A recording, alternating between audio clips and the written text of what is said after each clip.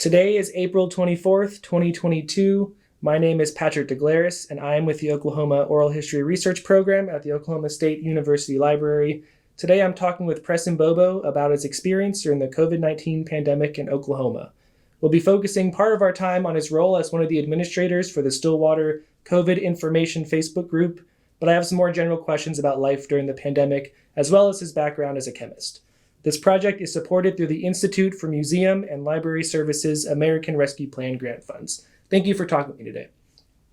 So to begin, I was wondering if you could just tell me a little bit about yourself.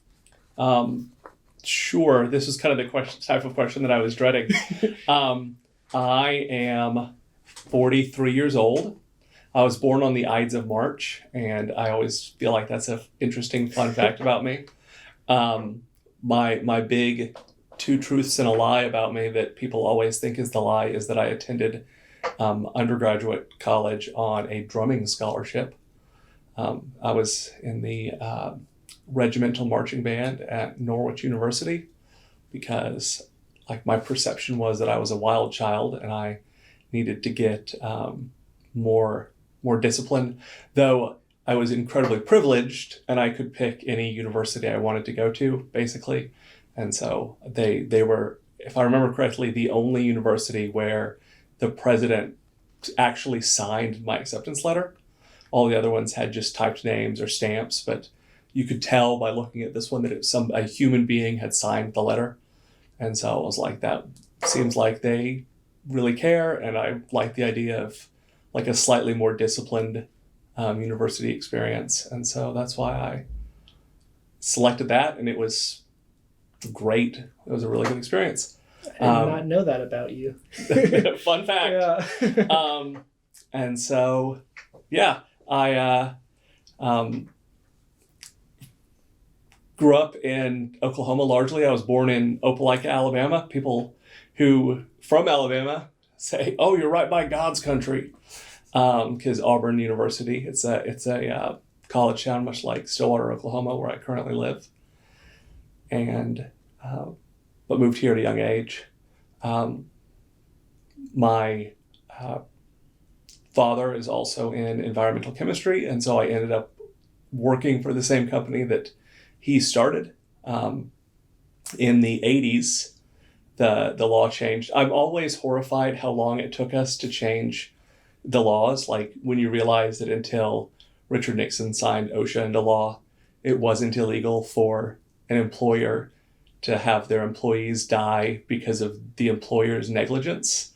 That's terrifying, right? When you think about that, that's what OSHA does, right? Is it prevents that. Until the 80s, it wasn't illegal. Until the 70s, it wasn't illegal to pollute, basically, like in broad strokes. And that's when a law called RCRA came out. And then until the 80s, it wasn't illegal to have untrained personnel clean up spills of hazardous materials. So there was no qualifications. So once that law passed and it had to go to the waste had to go to licensed disposal facilities, thanks to DOT regulations and RCRA regulations, my father and his father-in-law, who was an accountant for the Reynolds Aluminum Company, if you've heard of Reynolds Wrap, that's the one. They had bauxite mines, and he was my grandfather was the super accountant they would call in when they were having problems and they needed somebody to really fix their books and get their the ship righted in foreign bauxite mines. And so my mother grew up kind of traveling around a lot, like in Jamaica and Peru and places like that where there's large concentrations of bauxite. So they got together, and my grandfather was kind of the money guy. My father was the chemistry and environmental expert, and started this company in the middle of the country in Oklahoma because we're centrally located to respond to any needs. It started in Oklahoma City, but quickly they realized, I say we because now it's we, but then they realized that they needed space for heavy equipment to do cleanup. So they purchased some land fairly inexpensively in Edmond. And then as they grew, they purchased some land in Guthrie. And that's where our office is now. And we work in all 50 states. We work in Canada. We technically work a little bit in Mexico, though the Mexican government is just completely different. And so we don't have a lot of opportunities to work down there. But Transport Canada is the Canadian equivalent of DOT. And so we have lots of clients that ship internationally, and they need us to work up there as well. So you said you moved to Oklahoma at a young age. Did they move strategically for the business, or were there other ties to Oklahoma that brought them there? It was as I started kindergarten. Okay, so you'll have to bear with me. Oh no, that wasn't it. We moved. I don't know when we actually first moved. It was because of a disposal facility in Sealing, Oklahoma, where my father was working at the time.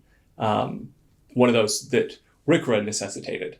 And so he was working there when he started environmental management. And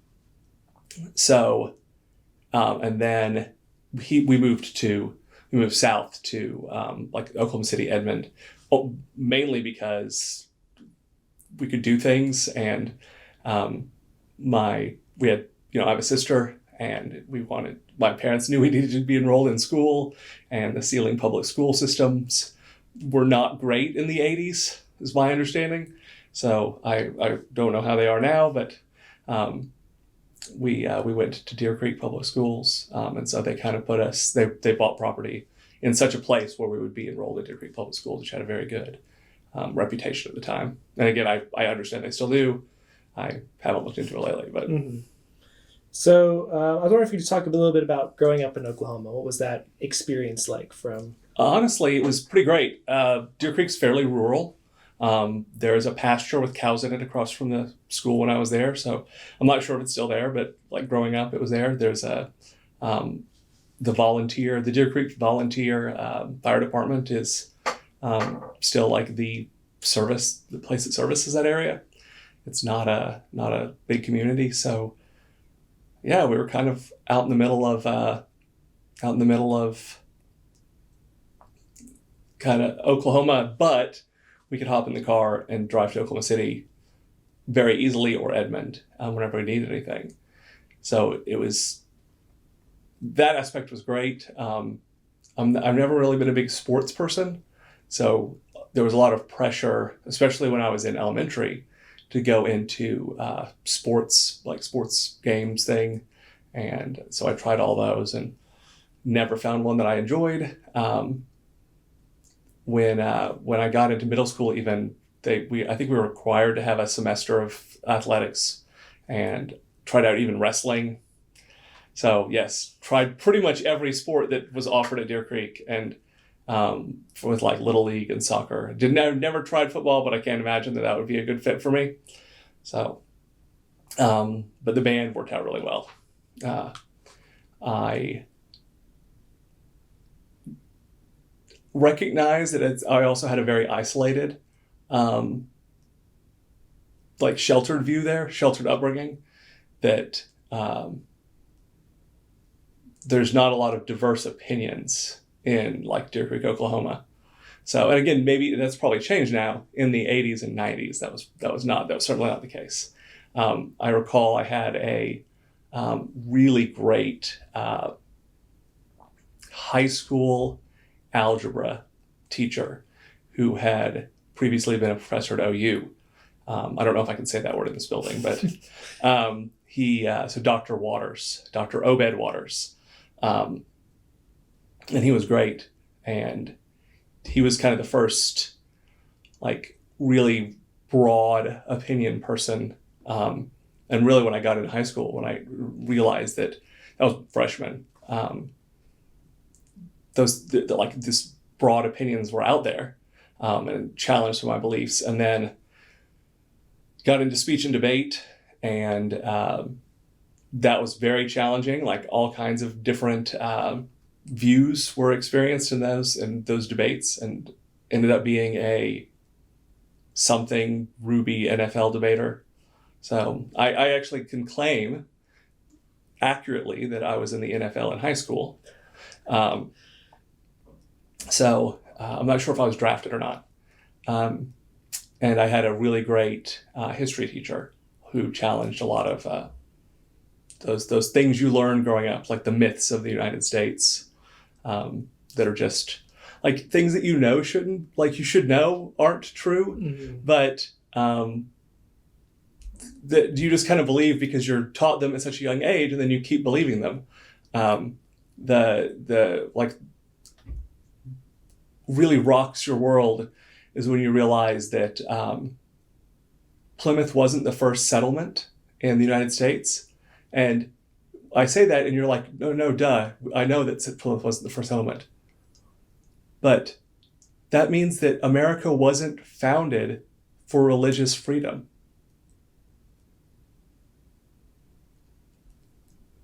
Jamestown was the first settlement, right? Jamestown was a company town. They brought slaves over to harvest tobacco. There was Plymouth was over a decade later. So this idea that we're all taught doesn't make any sense when you actually look at it. And so when we got into high school history and we kind of really examined a good timeline of the early settlements in the United States, and you're like, man, there's sort of thinking critically kind of rocks your world. So at least 14-year-old me 15 maybe, was incredibly surprised. Yeah, that's interesting. I guess for context for the interview, Preston and I have known each other for a few years now, so this isn't the first time we're meeting. But I think about you, and just kind of, we'll talk more about your work as a chemist, but have a very analytical mind. And so hearing kind of your memory of this history teacher and the other professor, was that something, I'm just wondering about whether it's like your dad's kind of background too, or in school, is that something you've kind of remember carrying with you throughout your kind of school experience, or? Yes, all through. I remember being the nerd in school, but also being very analytical and very like, what is the research? Let's think our way through this. Yes. And so that's just as long as I can remember. A lot of that I get from my dad, I'm sure, and a lot of it I get from my grandfather. And when I say my grandfather, my father's father, I'm sure was a great guy. His name was Ernest Bobo. I recall his funeral when I was 6 or so, though. He was much older. My father had a brother that was 21 years older than he was. So I just didn't know that man. So when I talk about my grandfather, I'm always going to be my maternal grandfather. And his name was Robert Nichols, and great dude, but very calculating and, again, methodical. And he was a fantastic accountant. That was the ideal job for him. And that's the thing about even him and my father and I don't think of us as particularly exciting people. And so I know that eventually we're going to talk about the pandemic and stuff and getting swept up in that. But before that, I just didn't ever think of myself as somebody who would be involved in controversy. I liked it. I was pretty much everybody likes me. I talk about facts, and I don't really even talk about things that are strongly opinionated. And it's great. And that I lived my life like that for 39 years. It was fantastic. No, it was really good. So yeah, I always like to fall back on that. And people have told me it's a weakness, and maybe I have critics now. And the biggest thing I hear from critics is that I appear dispassionate, and people who know me are like, yeah, that's probably, you kind of are dispassionate. They'll say, this is a problem. Okay, well, this is a solution to that problem. And they're like, don't you care about this person? I recall working. There was a spill in Canada, and we had. If you ever used a disposable camera, when you get the prints back, sometimes, I know I'm showing my age and discussing getting film developed, but you couldn't see what the pictures were going to come out when you were using these cameras. So we had a spill team deployed to spill in Canada. And one of the things we use is a material called vermiculite, and another like absorbent materials. But when we're packing things up, we pack it into vermiculite, and it works really well. So it gets in the air. So a lot of times if you take pictures, it causes this like starburst effect on the prints, and I would say ruins them. And it looks really cool. Like you get some really cool prints, but when you're trying to take pictures of like a train derailment or a truck that's overturned, right? You need like data. Like I need the truck number. I need the license plate, right? I need the number on the side of the train, and you can't read it. Then it's not. That's bad. So it ruins them from a reporting of a hazardous material release perspective. So I called up Transport Canada and I said, hey, you guys probably have a fancy digital camera now, like 2005. Can I get the copies that you took of the pictures? Because for my report, I would very much like to have as many pictures as possible. And they were like, and I'm sure that, Patrick can empathize there, right? That like documenting is really important in these things. And so he said, sure, he can, but he's unable to send me any pictures that include the guy. There was apparently a guy who was injured. And I was like, oh, that's fine. I don't care about pictures of the guy. That's not what I said. I said, that's fine. I don't care about the guy. Meaning I don't care about pictures of the guy. But this like DOT inspector was offended. He was like, what do you mean you don't care about the guy? I had to think about it for a sec. And I was like, this is some random Canadian who I didn't know yesterday. I don't know today, and I will never, ever meet in my entire life. I'm very comfortable saying that I don't care about this man right now. I'm trying to like write a report to get like to document this derailment. The people, like I'm sure Canada has excellent medical professionals that they're doing the best to care for him. That's their job, right? That's outside of my scope of work right now. And so he was incredibly upset though. He sent me the pictures, so it was fine. Well, kind of talking about your work, I was wondering if you could talk about what led you to pursue, because you said you got a scholarship for drumming. Yeah, I did. So kind of, were you kind of reared, was there an expectation to join the family business? Was that something you naturally kind of were drawn to? How did that process happen? So I was at Norwich, and recall I had said my grandfather, my paternal grandfather had died when I was young. My paternal grandmother was still alive, living in Alabama, and she got very sick and moved in to live with my parents. And so I packed up all of my military school stuff and moved back in with my parents. They had like a mother-in-law suite for her, and I enrolled in UCO, and I ended up graduating from UCO, and I stayed there and took care of her. And like I didn't even think about it. They told me what happened. They were moving her in. I was like, I'll finish the semester and I'll be back. And I really cared about my paternal grandmother. Like I have really wonderful memories of her from my childhood. She would just always baby me, even when I was like in my 20s, was babying me. It was great. And so we got to spend a lot of time together, and but it was like that, like making sure like your grandmother eats, right? Like that kind of time spent together.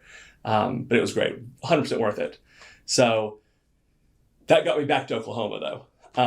And I did not join the UCO band. I was doing no extracurriculars. I was really just going to school and taking care of her. And I was like, I need to like do some work. And EMI, environmental management, so which I'm going to call EMI mostly. That's your family's. That's the family business, right?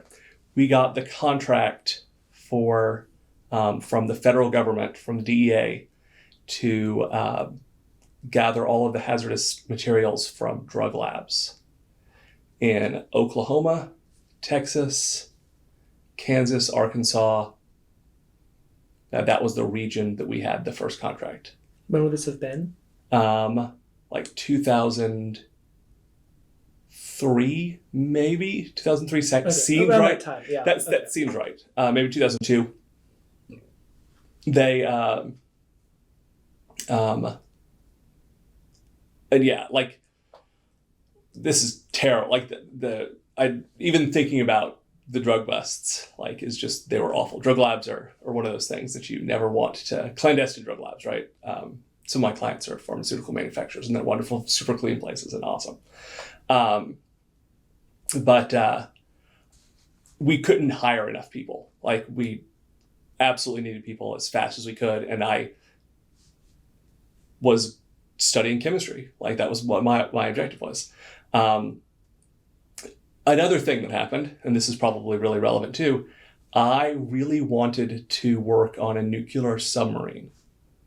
I just thought that would be super cool to be a technician, like a physicist, even though I'm really bad at a lot of the things in physics, like optics. I just don't enjoy it all. And I've always struggled with electricity. So that would have been like a lot of learning for me. But regardless, I was like, I really want to do this. So I was in Naval ROTC at Norwich University. And come to find out after a visit to the doctor there that I had a ear problem. They pull your medical records at Norwich. I don't know if this is common for everyone who goes to MEPS, but they pulled my medical records and they gave you a physical, and they told me that I was unfit for military service at the time. So one thing about Norwich is after a couple of years, almost everyone gets military scholarships. And so that wasn't going to happen. The Navy was not going to allow me to join. And so that was pretty crushing. Like that was what I thought my career was going to be. And so even though had been taking a lot of math and chemistry and physics classes, the shift to chemistry, which I always just liked a lot more than physics, was really easy. So that happened. Now, the semester I came home, meaning to be here with my grandmother and parents, was when 9/11 happened. And they absolutely would have taken me. Like they would have taken anybody. And so had I stuck it out another semester, I would have been a technician on a nuclear submarine, probably, at least right out of university, right? I would have probably graduated from Norwich University. I would have never met my wife, though. And so, yeah, completely different trajectory. Yeah, and I know this is kind of a detour from the last question, but hearing about these career paths, one was going into the military, ending up on a submarine, far away from family, like for school and for career. And then juxtaposing that with you ended up moving back home to care for your grandmother and have kind of like joined the family. Like those are very opposite perspectives. So what was, I'm just trying to think, was that a change what was that change like for you? Like you kind of like no questions asked, you moved back, but you had this one path where it was like, I'm leaving everything familiar and doing this thing I really want to do versus like coming home and just kind of not leaving. Was that hard? Was that easy? I don't know. I felt like it was super easy. Yeah. Okay. I mean, so no, it was not. And I felt like it's always been very natural, like those two decisions. It wasn't the distance. It wasn't that Norwich was super far away. It was that it was a really good school that offered me good scholarships. And I mean, like MIT offered me good scholarships, but I spent like 5 minutes in Boston. It was like, I never want to live here. So, which, I mean, nothing bad about people who live in Boston. I'm sure they really enjoy it. It's just, that's not a city where I personally wanted to spend that much time. So, yeah, it's just, I test really well. And so I do feel like the need to like qualify this and that I test really well. So, again, very analytical. So if you give me a standardized test, I can very possibly ace it, especially if I've studied for it. So that's why I can like get colleges interested in me. I don't class very well. So I feel like they're boring and arbitrary, and a lot of the assignments they want me to do are dumb. So My transcripts belie my test taking ability. So during that time, right, when we were trying to get employees, I was like, hey, I can do this, right? I can go inventory drug labs, because you need somebody there who has good chemistry knowledge, because you have no idea what's in these things, right? You just have unlabeled jars. They probably knew what they were, but they're probably not there, the manufacturers. And they're not the most trustworthy individuals, and so they may very well lie to you if you ask them what they are. So it's important to have people who are who could identify, and so who can use the equipment we had to identify what the hazardous materials were to the best of our ability in the field, to categorize it so it can be shipped back to our facility, so it can be consolidated, so it can be sent for disposal. But yeah, those places were nightmares. I mean, just, yeah, awful. And this is some of your earliest experiences kind of in the field, right? Correct. Yeah. Yeah. So what was that like? I mean, doing that work, is that, I guess I'm wondering, were you kind of expecting already in college you were going to join in some way, or did this pull you in, or? This pulled me in. Okay. I didn't know what I was going to do. I was like, I didn't think that far ahead when I moved back. I was, I knew that I kind of felt like the family needed me, but really I wanted to also be there to care for my grandmother. Yeah. And so I hadn't thought where I would be employed after that. Yeah, you were a college student, so you right. Yeah. And so it was like, and I like with a degree in chemistry, you can go like, I mean, that's a pretty employable degree, or at least at the time I felt like it was. And I could have just stayed in school as well. Again, I do test well, so the what's the grad school, GRE or MCAT, or yeah, I can take those, and I was like, they'll let me in, it's fine, even though my GPA wasn't great. So yeah, I was like, this is fine. But then once I started doing that, I was like, yeah, this is fine. I was working all the time and going to school. I remember one time I handed in a paper to like an English class that I had to take, and I loved English classes. I think they're great. I love reading.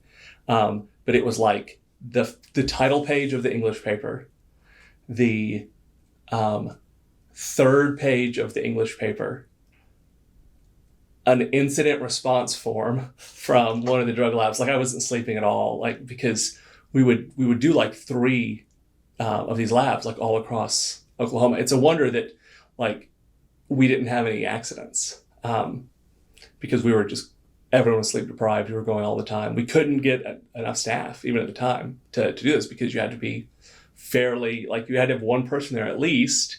And so we couldn't get enough people like me, who could do the job. So yeah, sleeping lots in the truck. I remember one time leaving our facility and kind of like I remember driving out of the gate and waking up in the parking lot of my apartment and having no idea how I got there. So that's scary. It is scary, yeah. So I mean, that's an interesting college experience.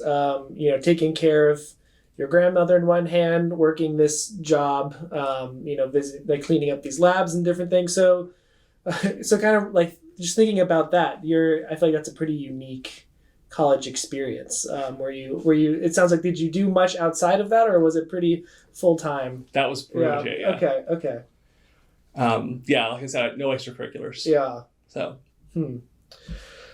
So you graduated, I'm assuming 2002 or 3 or 4-ish. Like, did you do anything? So kind of walk me through, like, outline. So you graduate, you're doing this work. What happens next? I just kept doing that work. Okay. So I just started doing it 40 hours a week. So no grads? But not 40, but like, I don't know. I was working probably 60, 80 hours most weeks. But okay. And yeah, just like graduating didn't change anything. It was like, I think I walked because my mom really wanted me to, but yeah, I walked in, actually. I met my wife, and she's great. And so I was like, hey, we're going to get married. It's wonderful. This is fantastic. So I guess I should go ahead and probably graduate now, like, because I wasn't taking that many classes this semester either, so I could work and take care of my grandmother. And so I was like, hey, so I walked into a counselor. Is that the people who advisor? Yeah. Walked into an advisor's office. So I'd never been in an advisor's office at UCO before, and I was like, hey, I need to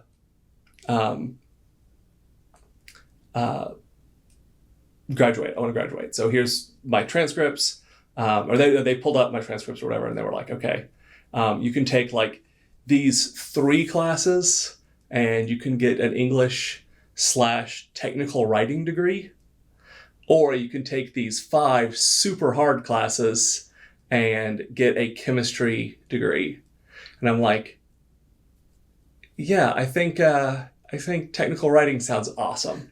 So my undergraduate degree is actually a BA or whatever. Oh, I didn't know that. Yeah, no, like nobody knows that about me because it doesn't matter. Like, again, graduation didn't mean anything for me. College didn't mean anything. Like I loved college. I loved learning things. It was great, but the formality of the degree was... Yeah. So what made you stay in it then? Was it the sense of I have to do this and get it done? I mean, I feel like everybody was doing it, but also I just really enjoyed it. And so, and like I need to have 1 semester and take these 3 specific classes to get it, to have a piece of paper that said I had graduated college. Yeah. Yeah. So, it's silly not to do that at that point. Yeah. You're far enough along. You might as well finish it. Yeah. So I'm wondering, and you don't have to answer this, but so meeting your wife in college, I was wondering if I asked how you could meet, or I'm just wondering meeting you, learning about your life. I'm just wondering what that experience was like. I think you'd have to ask her. I have no idea what it was like for her. The job was hard on relationships, I know. And so I really don't know what she was thinking at the beginning. She was, her undergrad is in chemistry. Okay. So we had a lot of classes together and like a lot of advanced classes together. And so, yeah, I have no clue though what she was thinking or how it worked, because there would be like several weeks when like I wouldn't like be around, like we wouldn't date, like it just wasn't happening. So yeah, it worked out well. That was fine now. Yeah. Well, I'm kind of connecting that. I was wondering if you could give an outline. So you graduate, you're working for the company. You at some point end up in Stillwater. I was wondering if you can just take me, kind of catch me up in those kind of between years. What's your positions you're working at the company? Oh, sure. So the drug lab actually, that cleanup contract expanded, and we were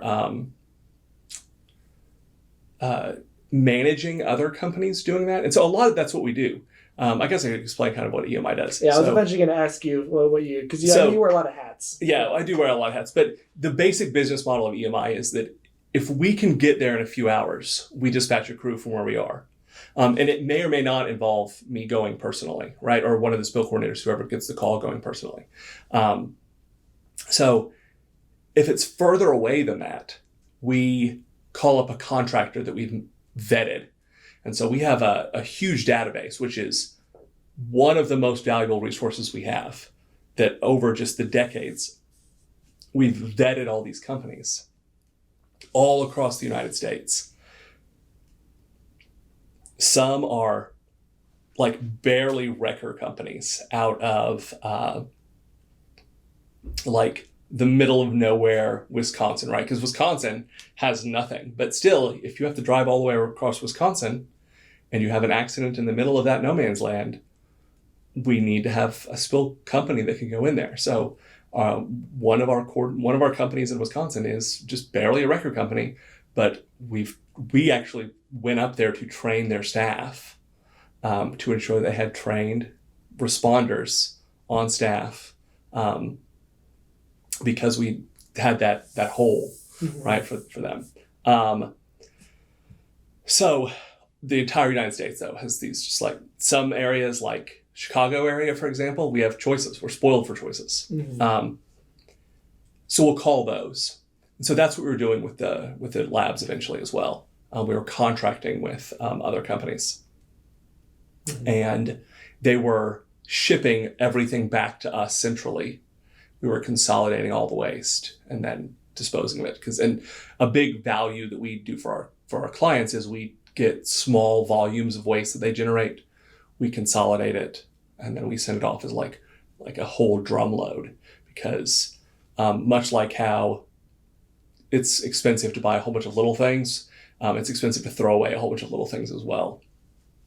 So we can collect their waste. Mm-hmm. So the we expanded that contract, and it was great. And we had upwards of 75 employees, maybe 80. And then we did not get that contract again. We were not awarded the contract the third time. And so I want to say we had it for 8 years. I think it was 1 year with 3 option years, and then 1 year with 3 option years. And when we didn't get it, then that department, we made a big effort to keep everyone on with reduced hours, and most of them elected to go elsewhere. And we normally, to get just a framework, we normally operate with 50 people. So that contract was 33% of what we were doing. At the time that I just went right upstairs to where the spill coordinators were, because I had already been doing both, because again, as the owner's son, I had already been kind of doing everything. So had already started the training to be a spill coordinator well before that. So I started just being full-time spill coordinator. That lasted for a bit, and our training coordinator at the time left, and I was like, I want to do that job. I feel like I can teach the classes that we do. They're very reading of regulations that everybody hates. I enjoy that. I think that's fun. And so it's reading regulations when regulations change, and then explaining to people how those regulations have changed, what's in the regulations. And yeah, that's great. So a lot of what my job is now is doing that for our staff, but also doing that for just countless clients. So is it all, so it's clients, but because you mentioned earlier you were training contractors to meet standards. Oh yeah. So yeah. Is it training kind of in all these different ways, or is it usually just clients? We'll train contractors if we absolutely have to. Okay. Usually we don't. Usually they get, and then I still think of them as training clients. Mm-hmm. So, and we have some people who are just training clients. Trying to think of I don't like to out my clients. I'm not going to say who any of our clients are. But we have people who are in some lines of any company that stores and uses hazardous materials should have some level of training in how to store and use those hazardous materials. As you step up, right, in how involved with those hazardous materials you are, right? If you generate waste, you need more training, right? Any company that offers hazardous materials for shipment is supposed to have hazmat DOT training. Most companies don't realize this, but when we tell them they have to, they're like, oh yeah, we want to be compliant. The fines are insane for that. And it's easy to tell that they're shipping hazardous materials, right? The federal government has a log of that. So it's like a 4-hour class. I've condensed it down. Our old instructor taught it. It took 8 hours when he did it. And he was one of those who would have you read the regs and then pass the paragraph and have the next person read the next paragraph in the regs. It was awful. And so when I took it over, I was like, that's all I'm going to do. I'm going to make this into a PowerPoint easily, which I know that current teaching, in 2022, current teaching logic is don't teach from PowerPoints. But I'm now old and this is what I do. So I'm going to make the reg into a PowerPoint and explain what it is and give real life scenarios behind all of this, show the paperwork, show the SDSs, etc. So people can see them, people can have experiences with them, and tell people this is what I need you to remember after this class. I'm exposing you to all of this, but these are the things that are going to come up a lot for you that you absolutely have to remember. Mm-hmm. That's really interesting for a couple of reasons. I think about just your technical writing degree. I think the ability to at least kind of digest and communicate, complex information to a certain extent, both for clients. But now I'm also thinking ahead, talking about I think we talked about the COVID group too. So I don't know that it seems like a really good space for you to be in the company because you have that chemistry background, but also the technical writing background. Right. And one of the things I learned in a technical writing class was like how hard it is to write comprehensive step-by-step instructions that really anyone can pick up and follow. Just how difficult that is. So they need to be concise, they need to be short, but they need to be such that they can't be misunderstood. It's incredibly challenging. And so yeah, that I think about that a lot when I'm trying to write things that people can understand is, and I tend to be verbose. I tend to write too much in an effort to not be confusing. Mm-hmm. Yeah, that's interesting. So when did you start that training coordinator role? Do you have a sense? Maybe a rough... 2010, Okay. 2008, 2010, Okay. somewhere in there. Okay, and so that's your current position. I know sure. That's one. Again, yeah. The titles are a little... I still work spells. I still go out into the field. Yeah. Mm-hmm. I still and do all the things in the field. We still occasionally get calls for drug labs. We still get we do suicide and homicide cleanups, especially now that infectious disease is on everybody's mind, and so we're doing more and more of those. And so like abandoned bodies. I say suicide homicide, but a lot of them are just like abandoned bodies. We go clean those up, and that's certainly a thing that. Yeah. And I guess was infectious disease something that's always been kind of like it came up throughout your time with the company? Is that something like has COVID added an aspect? I actually wrote the Oklahoma Ebola PPE guidance. Okay. And so, and I don't know if it's the one that's still used, but the one that was used when, I don't remember what year it was, but somebody in Oklahoma, like a nurse or somebody, came into the state after they had contact with Ebola. I don't remember if they were positive or if they had just been in contact with somebody who had Ebola, and it caused like everyone to reevaluate. And so, yeah, when that happened, I train certain like medical professionals, and one of them reached out to me and was like, "Hey, can you help with the PPE?" And I was like, "PPE is something I do, so sure." And we talked about infectious disease and about PPE, and I wrote up a procedure, and that was the one that was adopted by the state that was then disseminated to all the hospitals. And then, of course, since I do training, I'm our like CPR, first aid, bloodborne pathogen, that kind of stuff. I developed another class called industrial medic, but it's really focused on first aid and it has really very little to do with like infection control. And something we say a lot in first aid is like, if it's bad, get sick, right? Like save a life and get sick, save a life and get them sick, right? Whatever. We can fix, like we can give you antibiotics later. We can give them antibiotics later. If they die, we can't do that, right? That's like, let the doctors worry about the infection control. And so it's probably not the best philosophy, right? Because like things like HIV exist, and there's no vaccine for that and such. So hepatitis exists, and there's a strain that there's not a vaccine for.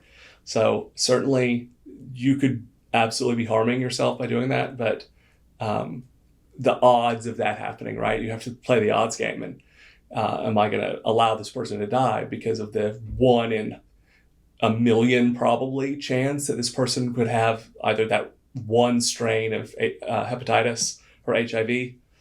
Probably, I'm not. So that's like, when I look at risk, that's an acceptable risk for me. Yeah. We'll talk about risk down the road. I have a question about that. But I guess kind of following this line of questions about work, we could talk a little bit about the pandemic. So how has the pandemic, I guess maybe you could break it down in the early stages. How did your work really change in response to the lockdowns and the pandemic? Kind of the early months, maybe we can start with. Sure. We're essential. Like, understandably, trucking is essential. And so we're essential. We did provide like screening services for places that like manufacture fertilizer. Because if you make fertilizer, you're also essential. People now are starting to realize about how big of a deal the supply chain is. But before, and I don't know if anybody would realize this now, but there's facilities that make fertilizer. That's what they do. One of them exploded several years ago in West Texas. And so if you're just curious about what those facilities are like, that's what they're like. They are, and then fertilizer, of course, was famously used for the Oklahoma City bombing. So yeah, they're already high security areas. But if they don't make fertilizer, people starve to death, like for a while. That's the stakes we're working with. So if half the staff gets sick for 2 weeks, we can't allow that to happen, right? And so we did screening, and we did like full hazmat suit. You're going to stand here. We're going to screen you. We have these questions. We're going to absolutely really give you like a good once over, because we're going to really do our best to make sure no sick people come to work. And so, yeah, that's a thing. We changed our policy, and this is one of the most interesting things that I did not expect. This is like just we changed the policy, and it did not have the expected result. We still have it too, a zero tolerance for sickness.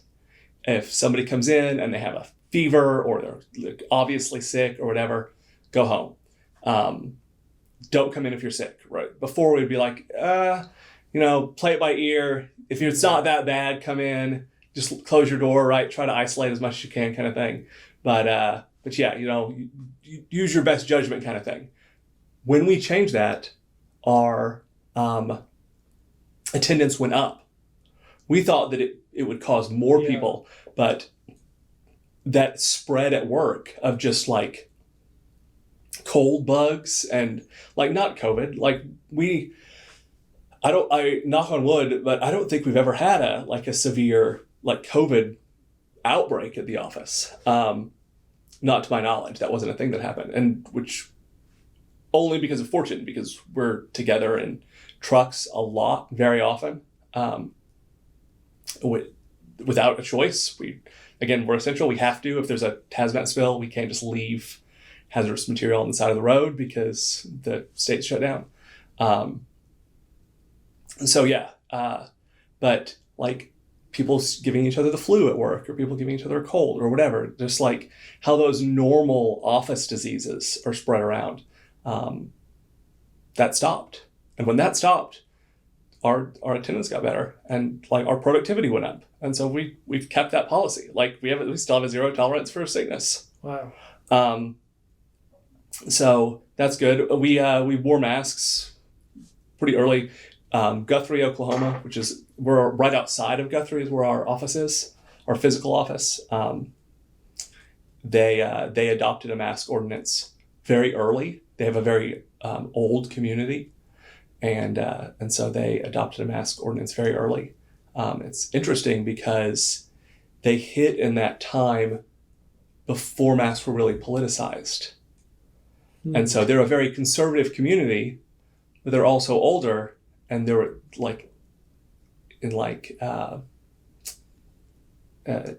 April, like May, June maybe of 2020, it was starting to get political, but it hadn't become, it becomes very bad very fast. And so they went ahead and passed their ordinance then. And at first it was great. Everyone went along with it. And then it became a political thing. And then there were lawsuits and stuff. And yeah. So did you kind of talk about PPE has just been part of your business for years now, but how was there any impact of the sudden availability? Were there supply chain issues for you? Because I'm thinking personally, but also for your, for your business, if that was an issue at all. Absolutely. Yeah. We have a stock of stuff we get. But we knew that was our stock. We could not replace our like N95s. We also have what are called P100s. One thing people talk about N95s for the past couple of years, but they have no idea what they mean. Like that an N95 is legally a respirator.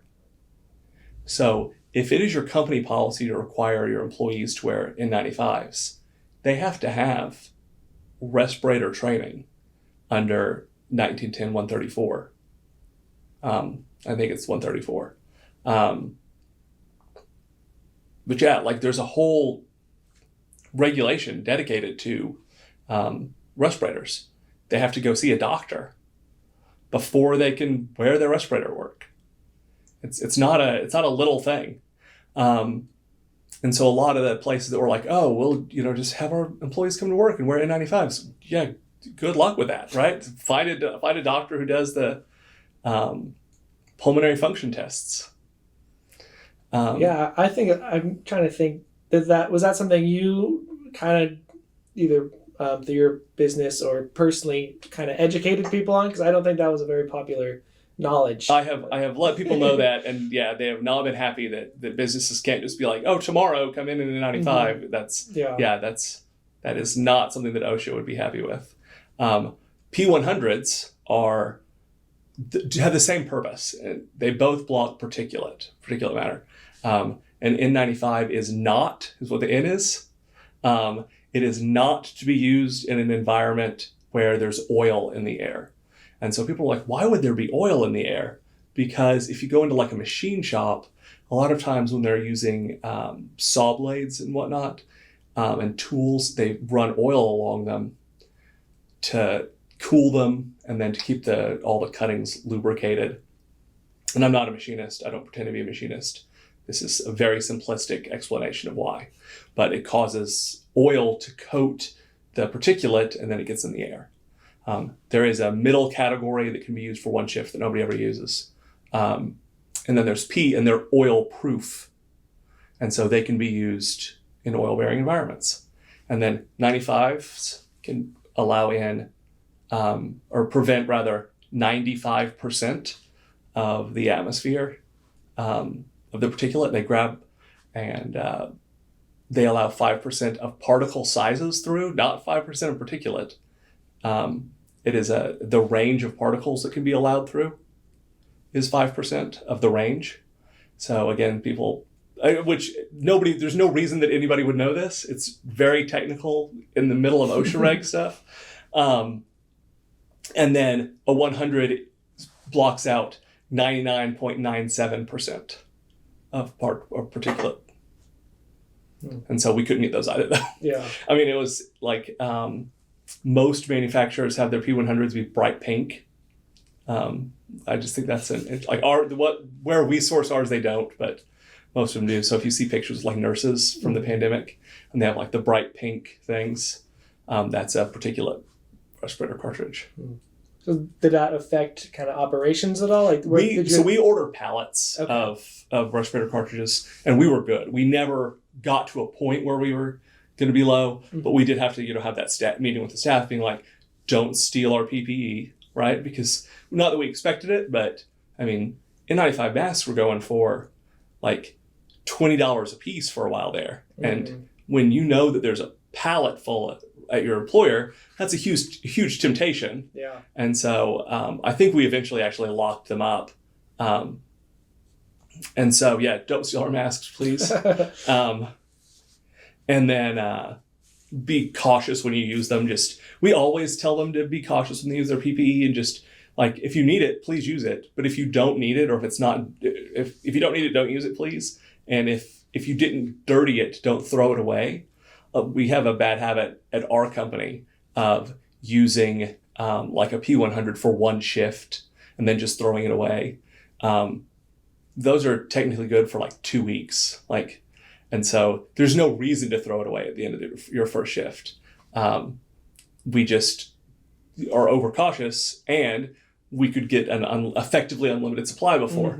So we said, hey, maybe if you haven't, it's called filter loading. As it gets more particulate, it becomes harder and harder to breathe through. If you haven't loaded your filter, don't throw it away.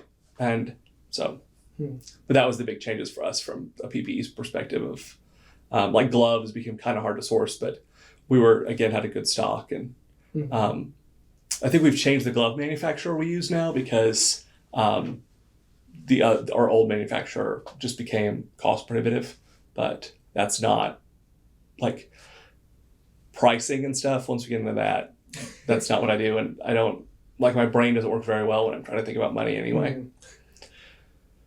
So yeah. But we have this new like black textured glove that's really great. Yeah. I was wondering, and again, it could be formally through your job or not, because you kind of have this unique background with training and safety protocols, did you become a community resource at all? Were you working with groups you hadn't worked with on a more local level? That's kind of a vague question, but I was just curious. Well, like the press contacted me, if that's a thing. And so I felt like that was interesting in that like members of the press, and I guess I kind of assumed, and I don't watch the news. I haven't watched the news I haven't had cable in probably 10 years. Like I was a cord cutter decently early. And so I don't watch, and I didn't really watch like local news anyway. And so, but my idea was that the people who actually like read the news, who would stand outside and like they were reading things, but they weren't necessarily the ones who were like making phone calls and like turns out they are. So but I didn't know anything about how that worked. But again, that's just like, I didn't know how somebody else's job works. I didn't need to. And so when they would contact me though, I wouldn't know who they were. And to an extent, sometimes there would be this expectation that I should know who they are. And I would talk to other people and they were like, how do you not know who, so-and-so with, channel such is? I'm like, I don't have TV. I don't watch any of that. I have no idea who any of these people are. And so that was like, just when they would just have random questions. Right. And I'm very accessible. I think that's one of the reasons why pretty much everybody knows how to get a hold of me. I am not, and I'll talk to everybody. I've always done this too. My training classes, you come to one of my training classes, I give you my email, you have our phone number to our front desk always, and forever, if you have a question, send me an email and I will happily answer a question. I will try to annotate it and show you which reg is informing my answer, or put like some citation with it, because I tell people a lot, don't listen to me. Like, my opinions are not great, probably, right? That like, if I'm giving you a fact, that is probably really valid. The opinions I have on things, yeah, those are, I mean, they're just opinions, right? Most people's opinions are awful, and I don't think mine are any special. So, but the facts I give, I will cite my sources, which is something I picked up from technical writing. So, because if somebody gets it and they're like, why do you think this? Oh, that's the regulatory reference right there. Perfect. Okay, got it. Mm-hmm. And so, because they're going to maybe talk to their boss. They're not asking the question out of the blue necessarily. Like, maybe it's just idle curiosity, but they may have been asked something. They may have a situation. They may be talking to an attorney. They may be talking to their boss or whatever. And so they need all that information. And so that means I have really good or really bad relationships with the attorneys, depending. Mm-hmm. Well, I want to shift gears to talk about kind of the onset of the pandemic and eventually to the group. But I want to ask, is there anything else related to your work primarily that you'd like to, that was, I guess, connected to the pandemic at all? Like, were there any other changes? We started doing COVID cleanups. Okay. And so when we do those across the United States, we already have nationwide clients. And so they were like, hey, can you clean our facilities? And really our first answer a lot of times, is, can you just close your facility for 3 days, right? Air it out, and you're good, right? I mean, probably. But the answer we get back always is no. We can't not sell things for 3 days. We have to, like, we have. I'm trying to think of what one of them one time was like. We have Father's Day coming up, right? That's insane. We have to open today, and so. Well, I was thinking about the fertilizer, like you talk about those places too, where like they close would have real impact. Right. Feed stores and stuff, right? And so, I mean that's a thing too. And so it just depends on which facility it is too. Yeah. So we also have had trucking companies where they have had drivers get sick and they need somebody to clean their truck, and sometimes they can in the cab of a truck. You put the windows up, leave it out in the sun. You're going to basically cook and sanitize that thing in the summer. You're good. 3 days later, you can be relatively sure that COVID-19 is not going to be in that truck. Wipe everything down when you get back in. You're fine.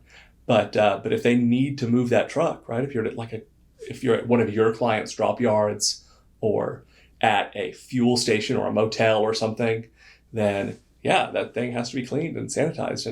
And so we sent teams all over, and we still do. We'll still have businesses call us up and say, hey, we had an employee who's super sick, who tested positive for COVID, was at work all day today, coughing on everything. We need you guys to come in and clean up, because they know that if a customer comes in and claims that they got sick at one of these national companies, then that would just be devastating for them. I mean, they can't handle it. The lawsuits and the news, the press. And the lawsuits would be one thing, but that's just writing checks, right? The press would be terrible. So we go in and serve that niche. And so that was something that we started new. It keeps us busy, that, and then the screening in the early pandemic kept us busy when the other aspects of our business kind of dropped off because of like the nationwide shutdown and then regional shutdowns as well. Meant that we had less of those businesses than the new businesses. Certainly meant that our total income wasn't really impacted. Yeah, so it was you were able to stay busy relatively, doing different work, but pretty consistent. And that's a thing about, being in a family business and having the memories of being a business owner and being around that, is that you're responsible for those people's livelihoods. You need to keep your employees working. And so that's a real thing. That's pressure.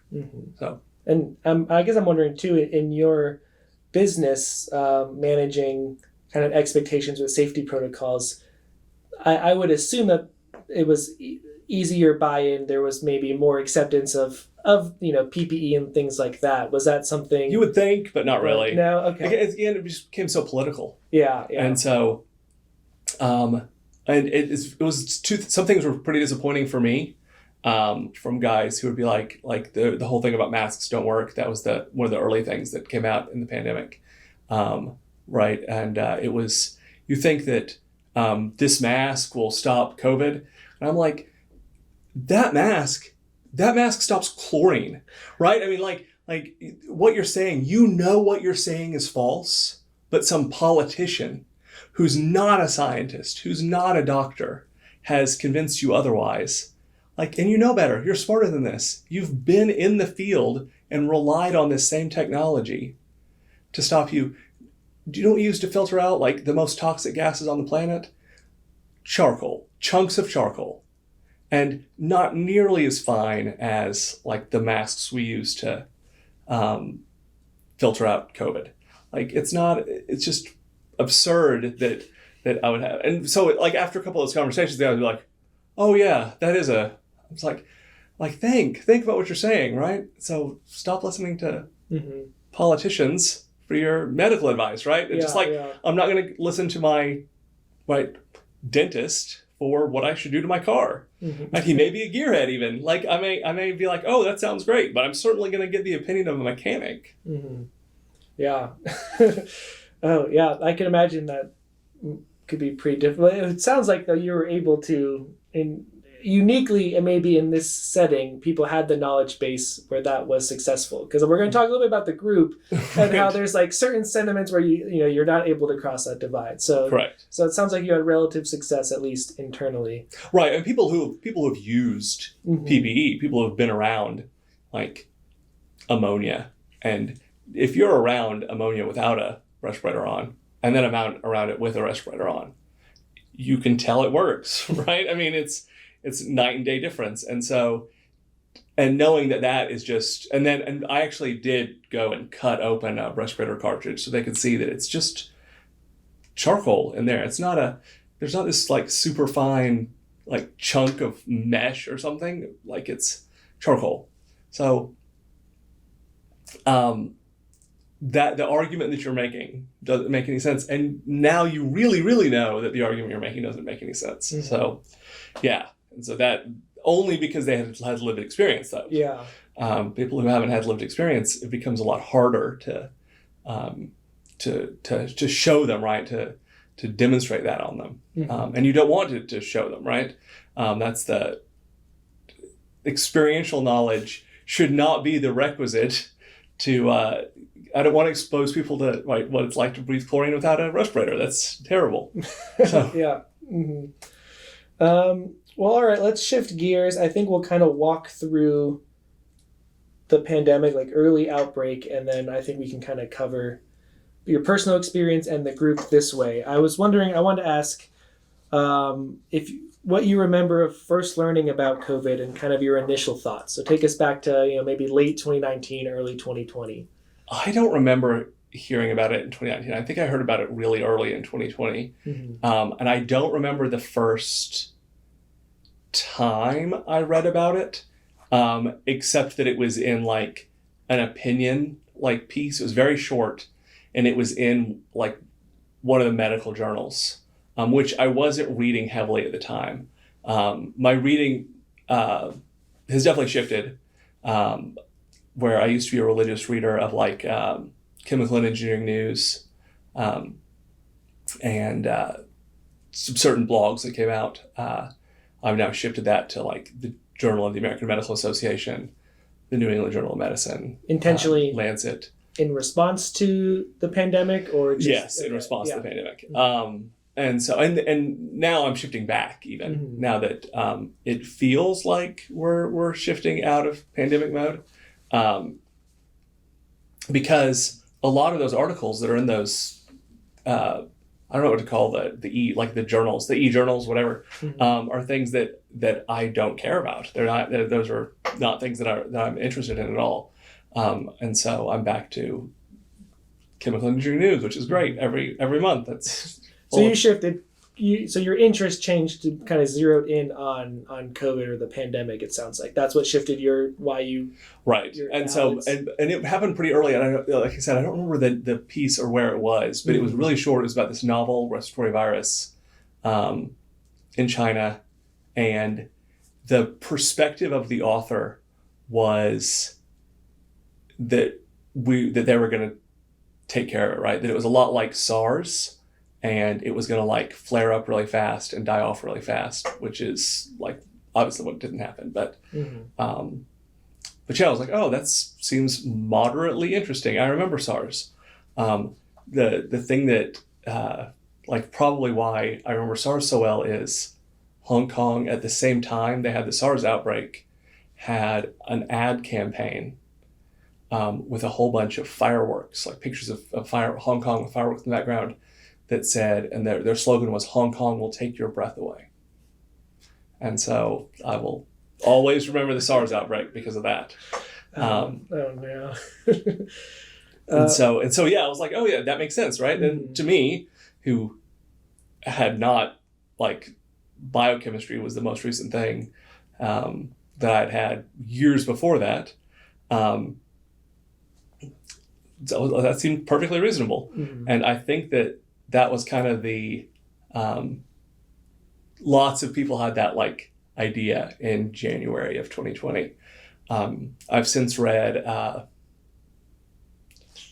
Andy Slavitt's book. I think it's called Preventable.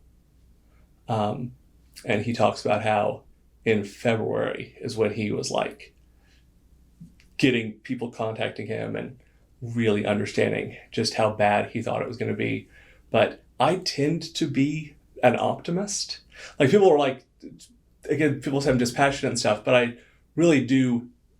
My life has been such that good things just happen. Mm-hmm. It's not it's hard for me to say that anything bad has even really directly happened in my life. Just such a life of privilege. It's terrible. And so I tend to always think that it'll just work out for the best. It'll be fine. Mm-hmm. This is not going to be an issue. It's all good. And so I was not a doom and gloom person in February. Mm-hmm. And so in March, when it got here and we had 8 cases and the president was like, we're monitoring them. I was like, oh, good. We're monitoring them. And, but yeah, the alarm bells were going off and we were inventorying our PPE at the time. And yeah, it was, mm-hmm. Our governor here was the first time I was like, oh, this might not be super great, because when we need to limit the people we're exposed to then, right? And that's kind of the logic. It's simple, that's easy. Oh, hey, this is here. We need to be careful about who we're around. Maybe that week, our governor went out and started putting out publicity photos encouraging Oklahomans to go eat out in restaurants. And I'm like, that is really bad. And so that was kind of my first indication that maybe this is not gonna go as well as I would like it to. Mm-hmm. So kind of seeing maybe the advice, public health advice that was being communicated and what the responses were, at least on a state level. You saw that kind of contradiction is what you're saying. We're like, oh, something bad can happen from this. Is that right? Yeah. Okay. Mm-hmm. That if we don't limit the people around and try to limit mixing with people, right? Mm-hmm. Then it'll just allow this to spread, and it seems like it spreads decently easily. And so if we could just, not move for a couple weeks, it would be done. And so if we could limit our movements, we can hopefully try to isolate it and trace it. And so. Mm-hmm. So I was wondering if you could talk about when the lockdowns came, how did your life change in response to when kind of COVID came? Were you working from home for a while? I know you have kids, when everything shifted, if you could talk about that kind of. We went in every day because I physically have to mm-hmm. mess with drums and print labels and do that thing. So there are days when I could work from home. I never did. And our company policy, we never had a policy that would enable it. And so because generally speaking, and I can remote into my computer, and from my office computer, then I can remote back to my home computer because I'm on call, and being on call 24/7. You never know when a hazmat spill is going to come in. So I need to be able to access things I have at the office. And then sometimes I fill out documents at the house and forget to put them on a Google Drive or Dropbox or whatever, so I can access them at the office. So yeah. So I can do that, but not everybody can do that. So yeah, we came in every day, and it was good. We lots of days with everybody and we all have individual offices. I said that's not true.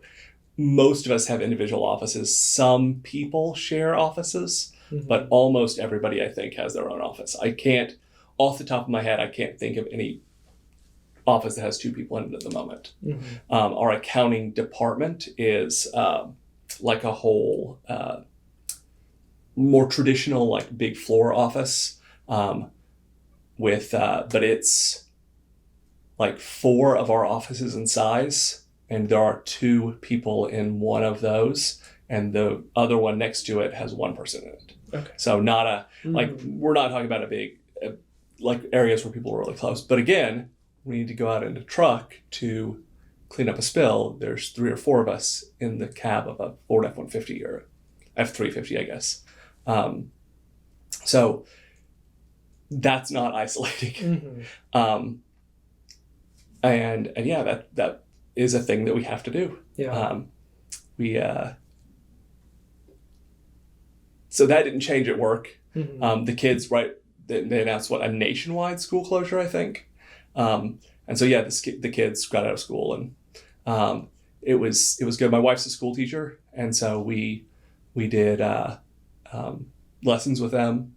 I remember Mark Rober did like a weekly science lesson, and that was really cool, and my son loved that.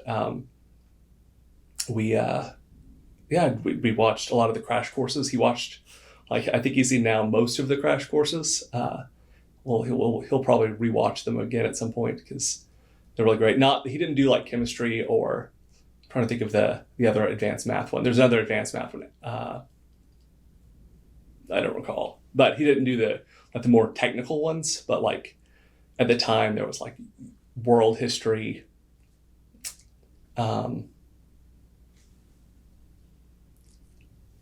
Several others that I did not watch with him, so that are great. And so he watched those. I'm sure my daughter did as well. They were both in vocal music lessons, and so we kept those up over Zoom, and that went really well. And yeah, I mean, the transition was very easy for us. Yeah. My parents live in, I say Perkins, but people say Kearney. It's kind of unincorporated Lincoln County. Mm-hmm. And so if ever we need somebody to watch the parents or watch my children, rather, they can. And it allowed really also my children to become a lot closer with my parents, including the next year, which school year when it started. I guess I should be specific, September of 2020. That school semester started. We thought it was going to be normal.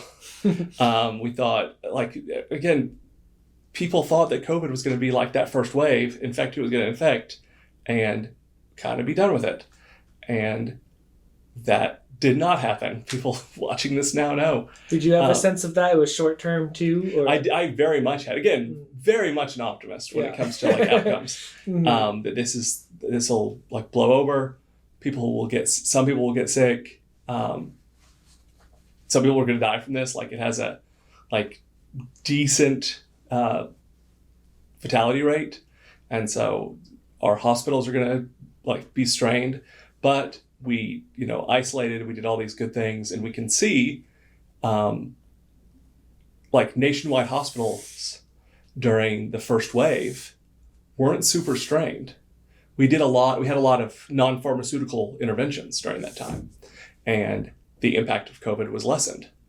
And so we just didn't realize like how easy reinfections were, and like that immunity wasn't super persistent, and that it missed a whole bunch of people the first time inexplicably. Mm-hmm. And so we started that second school year, and that second wave hit like twice as big.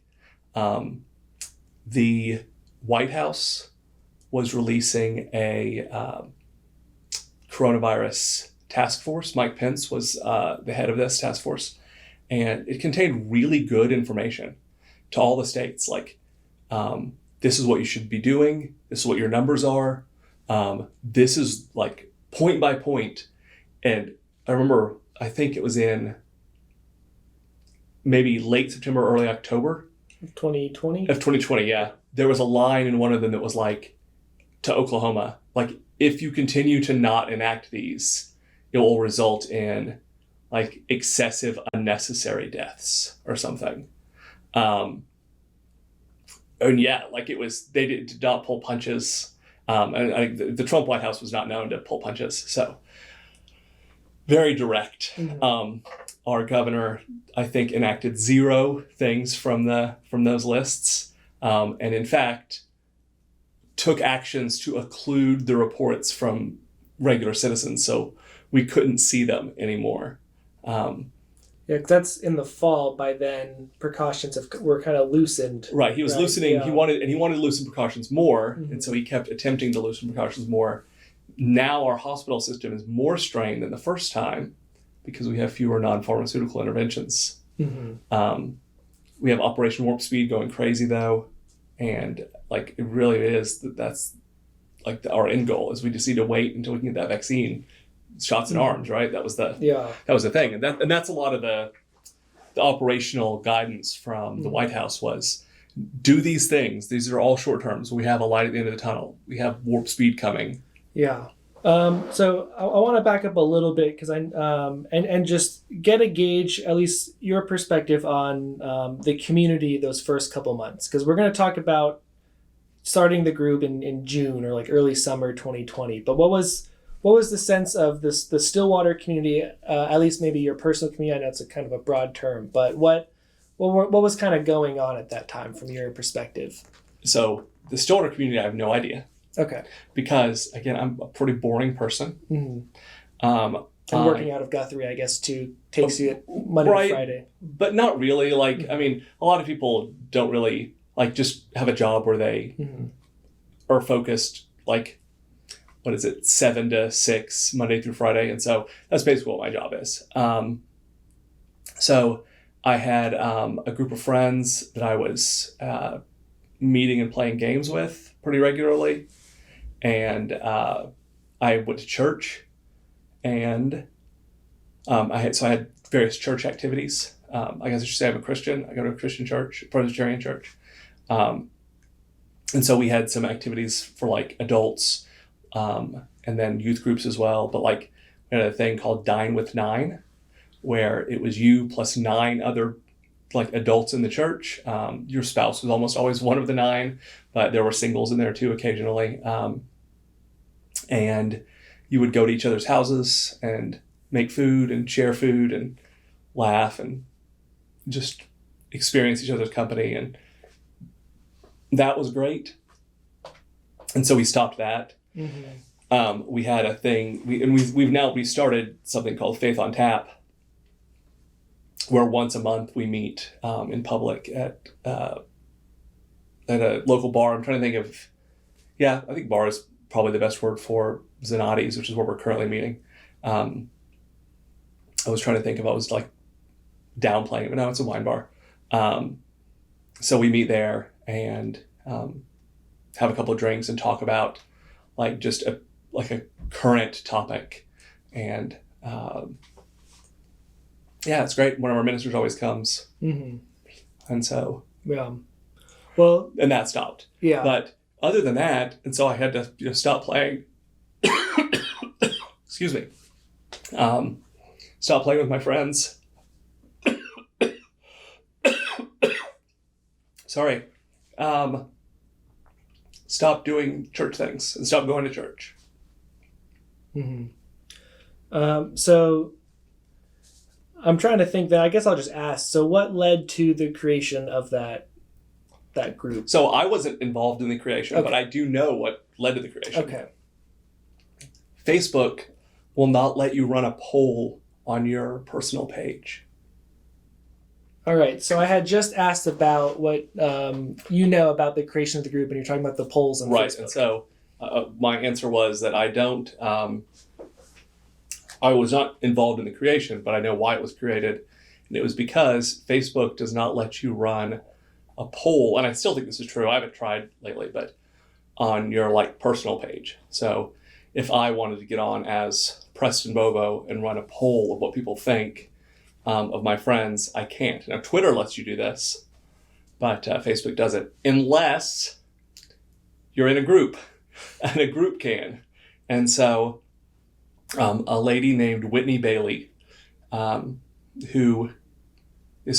affiliated with OSU. Yeah. So I was just trying to remember that this is an OSU project. Is an employee of this institution. She started a group. I don't remember what she named it, but it was terrible. Just to run this poll. And she knows, in my opinion, that her group name was awful. Because it was throwaway. Like, she did not intend on it becoming a long-term project.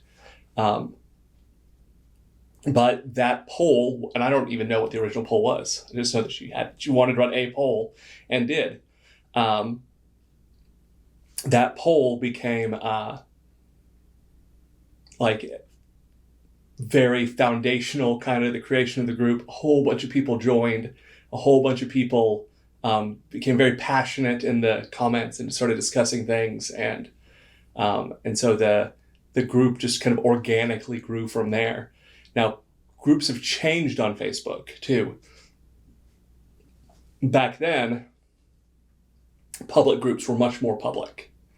One thing that, and I've been involved for a while, and there's certainly been I guess controversy is probably the right word, with things that were posted in the press and stuff, and just a mess.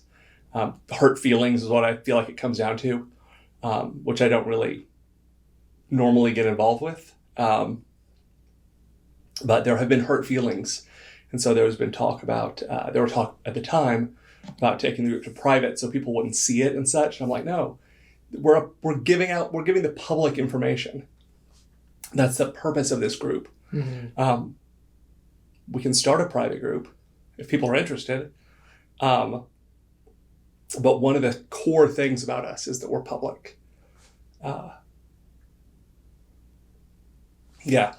So back then, public groups, anyone could see, anyone could comment. And then the administrators had to physically remove people.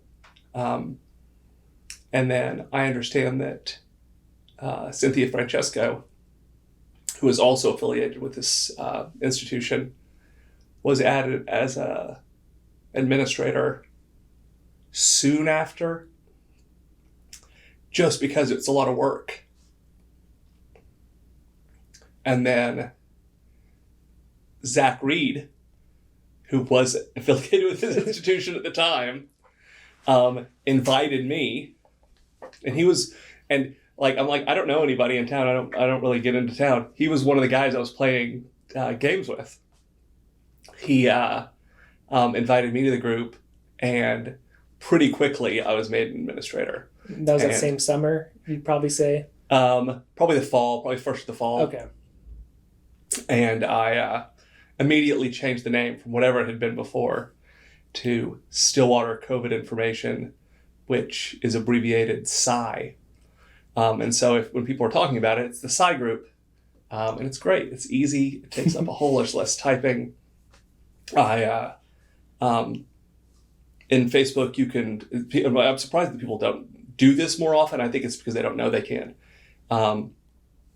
You can change the URL of your page. So I went and changed the URL. So instead of being a whole bunch of random numbers and letters, it's like facebook.com/COVID Stillwater or Stillwater COVID. So people could easily find it. I learned that there's, I think, a Stillwater, Michigan. And because we got a whole bunch of people from Michigan joining our group. So that's kind of how the real thing started. But it was very organic. Mm-hmm. It was not an intentional thing. Yeah. People think that, people have said, I've read things on social media, people have said that we were instigating or trying to spread fear through the community. Not at all. Never. That's never been our objective. We just share the news. And so that anyone would think that we would have this grand plot to make the people of Stillwater fearful. I'm sorry that if they're watching this now, they're disappointed. There was not that much intentionality at all behind it.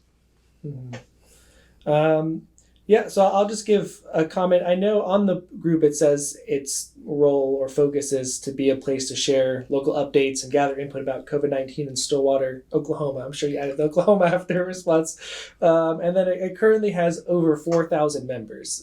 So it's grown pretty big. And I know we don't know the numbers during that time maybe, but I was wondering why you were chosen as admin or admin as that process. Like, was it, did you have a set of skills, or what was it about that? I think that it was that I kept posting research. Okay. And so a public group is public, that's great, but because COVID had become politicized and people were like leaving nasty comments and anything that was posted, Whitney or Cynthia had to personally like approve, and just got tedious approving all my research. Mm-hmm. And I was doing data analysis of the numbers as they came out. Oklahoma was releasing numbers daily at the time, which led to a couple of very funny exchanges.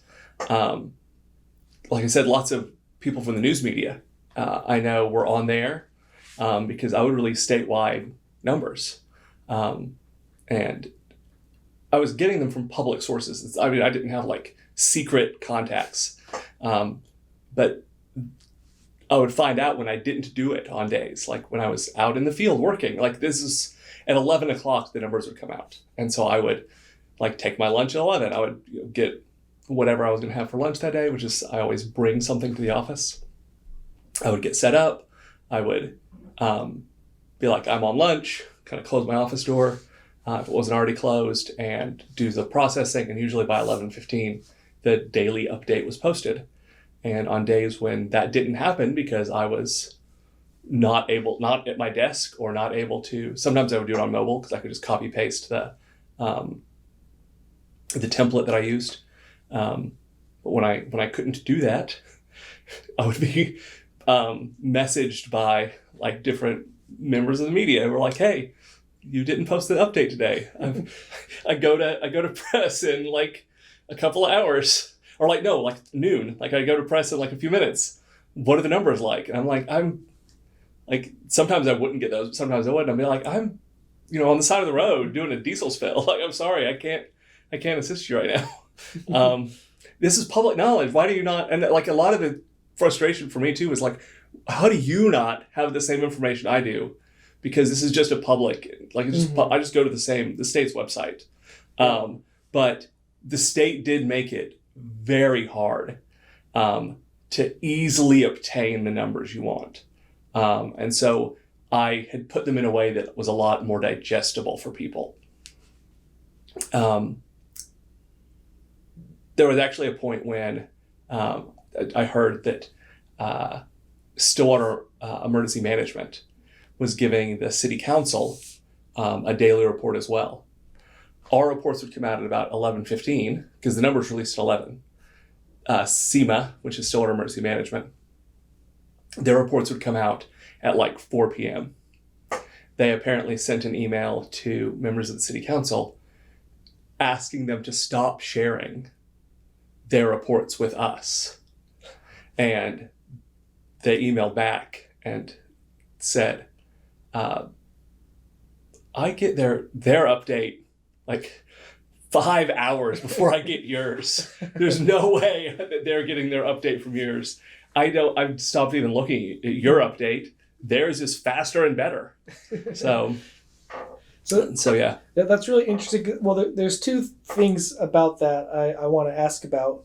One was you were doing this really important work because you're saying the information was there. You said it was kind of difficult to access, but there was that work. I think about your technical writing skills too. Like you were synthesizing this information, or more and more, as I think about as it started talking about epidemiology reports. You would give reports on that, I saw, right, and about information related to vaccine efficiency. So you're doing a lot of this synthesizing this complex information, or just these various information outlets for the group. And so I wanted to ask about that experience and partly tied to that, how you saw your role. Because it sounds like maybe before you became an admin, you were just doing this for yourself and maybe were sharing it. But at some point it seems like there was a kind of a leader role in that, whether it was because people depended on it, or maybe if you saw yourself as like this provider. I was wondering, I know it's a lot of information, if you could. Well, I want to address something. I was like, I have to remember to address this.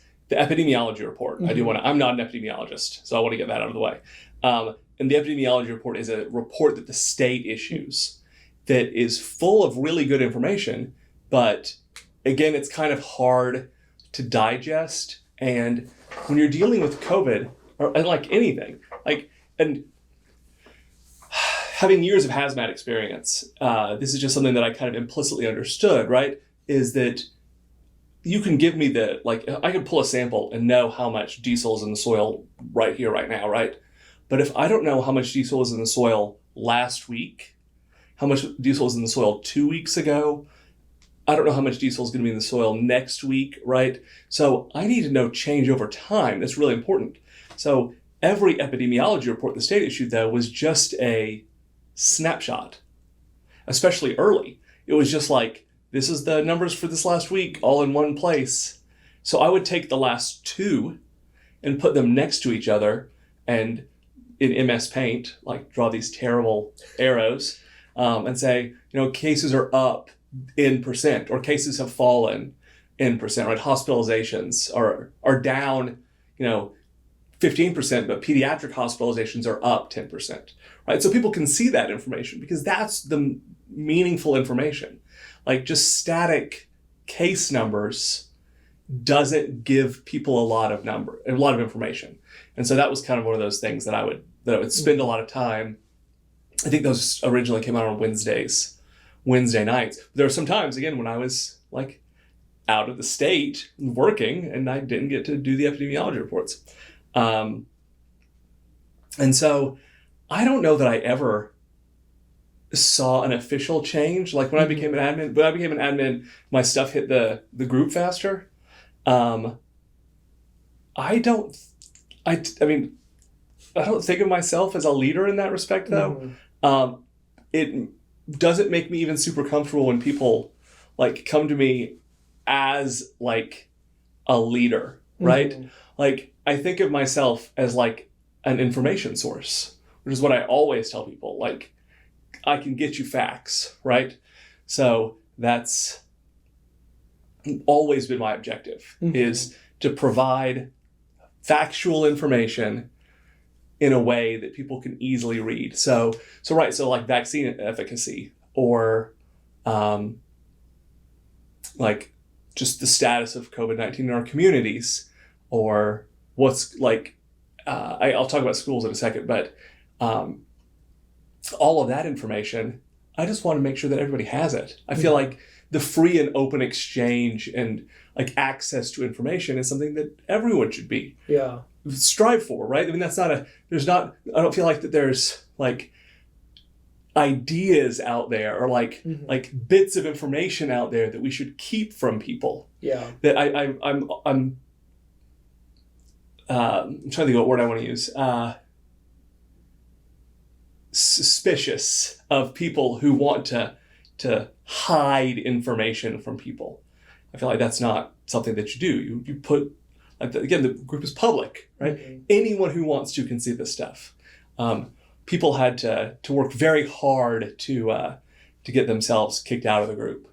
And it was rare that we would actually officially do it permanently. And they would have to be like just terrible, toxic people who were repeat offenders of just spreading misinformation or I don't know, like attacking other members. Like attacking admin usually would be okay. We would be like, hey, knock it off. We're going to put you in timeout. If you attack a non-admin member, I had no tolerance for that. Because we wanted to make the community where people could exchange information and exchange ideas. People criticized that we weren't open to new ideas or open to ideas that weren't, no, bring it. Show us your sources, right? Give us your information. I feel like the people who made those criticisms were people who couldn't reinforce their conspiracies, which is what they ended up being.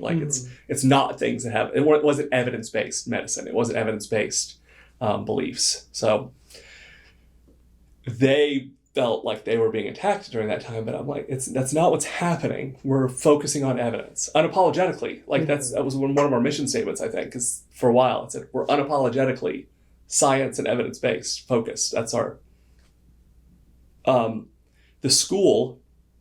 And one of the big things that in 2020 had a metric for if they would let kids in the buildings, and it depended on the county level spread. And so if there had been, and there's a threshold, I don't remember what the threshold was. It was like 256, I think. But suffice to say, if there were N cases in a week, then we would have, then there would be no school. But the school didn't want to announce this early because they felt like that gave people more time to be mad. But again, my thought is give people the information early, right? Let people have the information. What they do with the information, that's beyond my control once I give them information, right? And so there was a lot of weeks when so they would wait until like Thursday to release that, or sometimes even Friday, I think. But the next week. The next week wouldn't have school. Well, no, let people know as fast as possible. They need to make plans, right? They need to have, because for some families, that's a hardship. I mean, and again, I got a lot of criticism too, that people were like, you don't understand. I fully understood what it was like for families, single moms in town. It was terrible for them to have to go to work and manage having like a 7-year-old at home. No, without a support structure, it was awful. We, at our church, I worked with our ministers to try to get something going, and it's impossible. It was not a workable thing. But, nobody, this is just a trust me on this, is that I fully understood that this was absolutely a very difficult time for a lot of people, which is why I was committed to putting this information out there. So there was weeks when, I would know, like, I would be relatively sure on Monday. There was a week I remember on Sunday, we needed like 12 cases. And I'm just like, just call the next week. Just let them know, right? And I was sending emails to the school. I can't recall ever emailing the school before this. Again, I barely got on social media before this, before the pandemic. I think I was more active on Twitter probably. But my Twitter was mostly like game stuff, like articles about games that I liked, or like I really enjoyed doing the molecule of the week that the American Chemical Society, I think, did for a long time. And I think they stopped during the pandemic for whatever reason. They had other things they were doing, but yeah, like I took pride a couple of times being the first person to figure out the molecule of the week. So yeah, it was just being so active on social media was also very new, but yeah, give the people the information. So I developed a spreadsheet that was awful, like hideous to look at. It was terrible. And so my daughter's scoutmaster, he's an engineer of some kind, was like, your spreadsheet's awful. I made you this. So I was like, thanks very much. His name is Matt, I think Sabo, has a Z in it. And so I put out that, and I let people know we need this many cases to cancel school for the next week. We're at this many percentage of, canceling school. This is how many cases we've had so far. So you included in the information that in like the percentage of cases for the schools too, like that you built Absolutely. that into your information. Yeah, I gave people as much information as I could up front, so they didn't have to do calculations. Because again, I recognize that not everybody has Excel, right? Excel's, I think, an expensive program even to get. I pay $100 a year for it. Not everybody has the math knowledge to work out those things on their own quickly and easily. So yeah, there's no reason why I can't. And Excel is doing it for me automatically. So if it wasn't, I could make it do it for me automatically really easily. I know how to do that. So there's no reason for me to make people. Yeah. I don't want to include information. I want the information to be out there for people. Mm-hmm. Yeah, and that's what's interesting too. I'm thinking maybe not so much thinking about leadership, but it sounds like you were identifying needs, like, gaps in the information. Is that fair to say? Yes. Of what people had, and over the course of the pandemic, like I said, you shifted what you were providing, and so it seems like there was a certain point where you saw that you were providing a service to people, like that was information. Sure. And so I don't know, was that your initial goal in it, or I'm wondering how did that change over time? Were you motivated, outside of yourself at a certain point, like this is important for people to know, I'm filling a gap? Like did all that kind of happen when you first started posting it for fun, or did that become more evident across as the pandemic went on? I think so many people asked me questions about it that I started posting it because people were asking me questions. Is why I started posting. And I say people are asking me questions. People ask me questions occasionally, but a lot of times there were also just general questions that I was answering, which really is what got me active on social media. There were general questions people were asking in the COVID group, outside of the COVID group, and in our community groups as a whole. People would ask like these just questions about like what's happening and what's going on, and like I could say like, what are the odds school's going to be canceled next week? And on like a Tuesday, I'm like, well, school's 100% going to be canceled next week, right? We've already had enough cases. And then they would get mad at me. And I'm like, why are you getting mad at me? Like, they're like, don't you think the school should make that decision? I'm like, I'm not making a decision. That's not what I'm doing. I'm letting you know the number of cases, and the school already has a policy. And so based on those two pieces of information, the school will be canceling next week. Like, I'm not in control of it. Like, I didn't write the policy. I don't report the cases, right?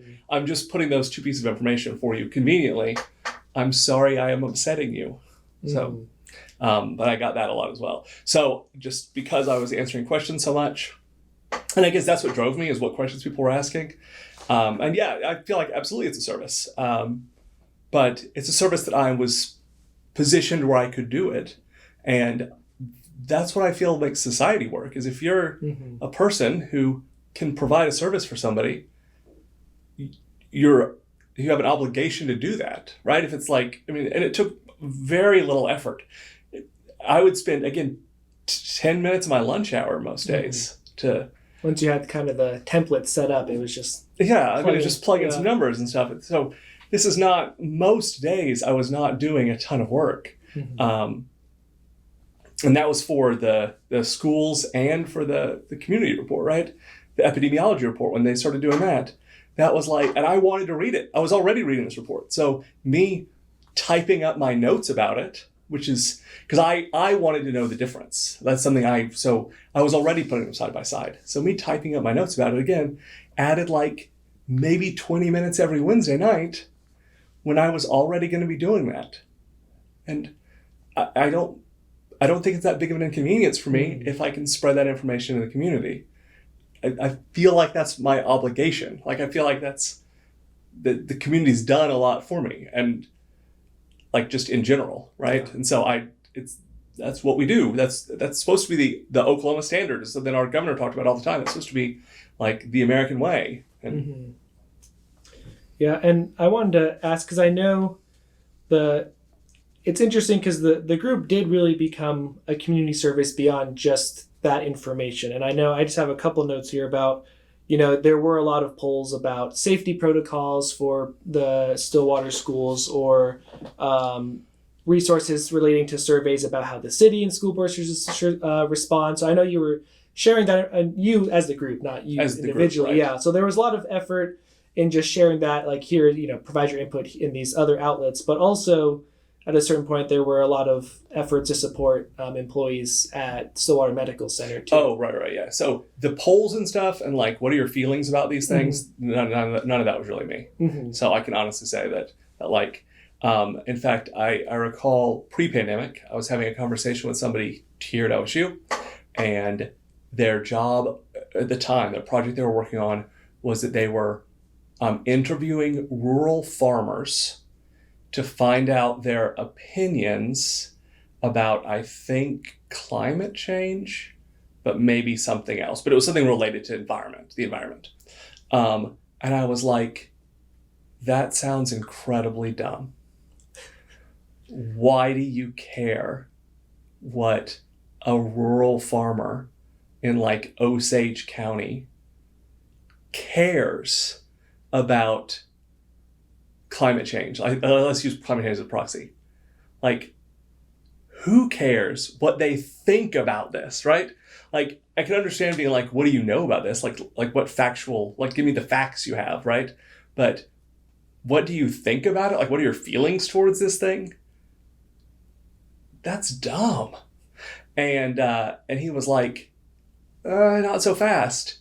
Remember, their feelings control how they make decisions. So that controls like what information they consume, what policies they'll support, and we have to change their feelings if we're going to change their minds. And I'm like, maybe. And so that was the thing. So I've never been like I really need to know what people are thinking, because I'm really bad at that. That's not my forte. More quantitative. Right. I'm a numbers person. Yeah. Like, I need to know what the facts are. And so, when it was like polls about like, what are your opinions of this, or what do you think the city should be doing, or whatever. That's. And there were, I think, also surveys that the city, I think, was putting out too. So I know it was sharing those things out too, to get kind of, here's how you can make your voice known. Correct. Guess, too. Right. Yeah. And I would sometimes share. I would definitely share like the cities. I still share like updates from the city on my personal page, even if it's important. Like, I just want to make sure that it has maximum visibility. Yeah, because I think that's a big issue with the cities using the same social media outlets to communicate with residents, and so I think the group was another big access point for people to get that information. But the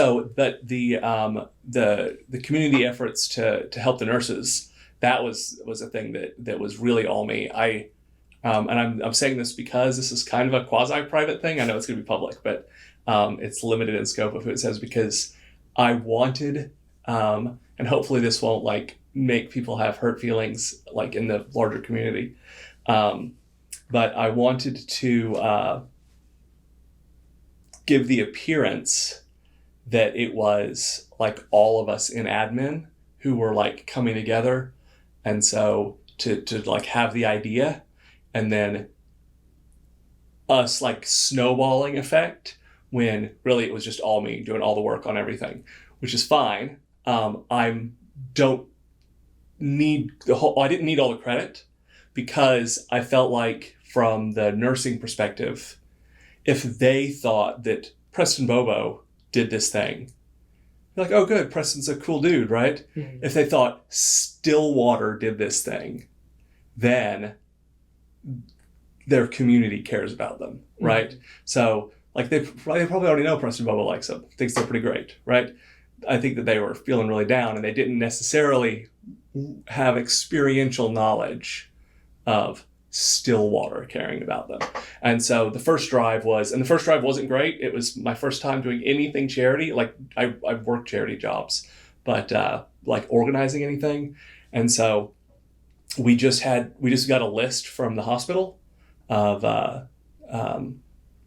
like what they would want, like Gatorade, Monster energy drinks, junk food, like awful things to put in your body. And we dropped them off on Christmas Day, I think. Maybe Christmas Eve, but I think it was Christmas Day. There at the hospital. And they disseminated them out. Along with that, there were also... no, that wasn't the first one. No, that was the first one. And it wasn't. That was Thanksgiving. The next one we did was when the hospital systems were like on the verge of collapse. And it was Christmas. And it was much better, like, thought out and focused, because instead of being like, here's a whole bunch of just stuff from Walmart, we absolutely enriched Walmart, and which is fine. I'm sure the Waltons are great, but I would prefer to give money to local businesses. So the second plan was to purchase everything from local businesses. And so we did gift cards. And like both times I was amazed how much the community stepped up. The second time I think we raised over $10,000, like in like $5 and $10 gift cards. Like people could go into these stores, like local stores around, like Bliss Books, Everyman, Balanced Nutrition, like those places, and get like a $5 or $10 gift card. Some of the places were matching. Some of the places had an unlimited match. Some of the places matched up to $100. Oh, the Joe's restaurants were incredibly generous. I think they had an unlimited match. And so, yeah, we got just all these gift cards and sorted them into like all these bags. They were like, I was like, I need a number. How many staff are they? And they gave me a number. And so we went out and got little bags and sorted them into bags. And for Christmas, every single employee of SMC had like this little brown bag from the community with either 3 or 4. I tried to make it $20. So if it was 3 cards, it was a 10 and 2 5s. And if it was 4, it was 4 5s. Gift cards that they could then, and it was like we delivered it like a week before Christmas. And so they could either, I was like, hey, this is for you, go crazy. Like it's, or they could give them out as gifts. Because the nurses were slammed. They were super busy and maybe they didn't do all their shopping. So, and that I felt like that was a much bigger success. And then after that, I personally, like every Friday was at least, and usually a couple of times during the week, was going by and getting like tacos or some pizzas and dropping them off at the ER and the lab and just like just giving them food and stuff to keep their spirits up and their energy and stuff. And they were really enjoying that. Yeah, I did that for a long, long time. Like it wasn't until fairly recently when numbers started to decline that I was like, I think it's safe to stop dropping off food everywhere. And if numbers spike again, that's another thing that I'm just going to hop in the car. And one of our local Del Taco, the manager, has been great. He gives me a discount because I've come in so much for the hospital. And I've told people, I've been kind of amazed by how much food you can get for like $12 if you don't care what the quality of the food is, right? If it's for somebody else. So yeah, that makes me think of 2 questions, and you can. Sorry, that's all right, and you can answer whichever one you want. Because I wanted to ask what the community response has been towards the group, either initially or over time.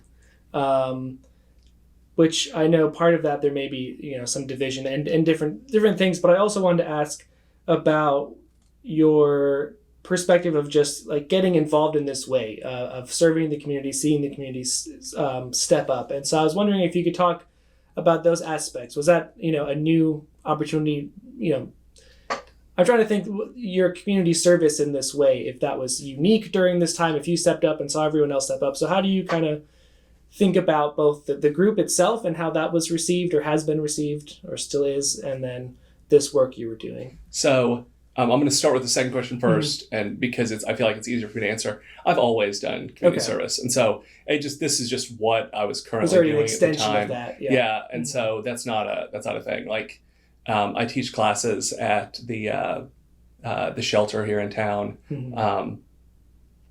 I work at our bread pantry. Go on mission trips to the church. Like that's not even a thing, right? So that's just, again, I feel like that's your obligation as somebody who's a person of means in society, is to support, use those means to help build up your community. That's what you do. And so I feel like the overall that our page has been rather well received. People generally really like it. There are people out there who did not, but I feel like those were people who wanted to hide information from people. There's this like weird thing that happened during the pandemic where you would say things like, 12 people died like last week or whatever, right? I know that's not a real number. So, but you would say that, right? 12 people in Stillwater died last week of COVID. And they would say, why are you spreading fear? I'm like, I just gave you a number, right? If you're experiencing fear, I'm sorry. But that's not something that I'm attempting to do, right? If I'm causing you fear, maybe stop looking at what I'm doing if that's an issue for you. But that's not my objective. My objective is to give everybody information. If people are made fearful by that, then I am sorry, but I'm trying to present everything, again, as in a dispassionate way, which is why I think people criticize that, right? That this is what the numbers are, period. As hospitalizations go down, as cases went down, we reported those in exactly the same way. Nothing changed. I mean, our arrows changed on our template, but it wasn't a thing. We didn't have the objective to anger people. I heard that people were made angry. Like they thought we wanted to make people angry, but people, no. I certainly don't want to elicit an emotional response in people, like at all. That's never my objective. Mm-hmm. So that's been the weirdest thing. And that happens a lot. Something I've found myself saying a lot is, no, like, I'm just telling you something, right? And so I think that you're confusing fear with wisdom. I don't fear the pans that are in my oven, but I still use an oven mitt when I remove them because I'm wise enough to recognize that the temperature of that pan is like 375 degrees. And that number is harmful to human skin. So, like, it's not because I'm afraid of it. It's because I recognize that there's a hazard there. Mm-hmm. Well, I have just a couple more questions for you. You're great. I was wondering, so, it's been 2 years just about that the group's been around.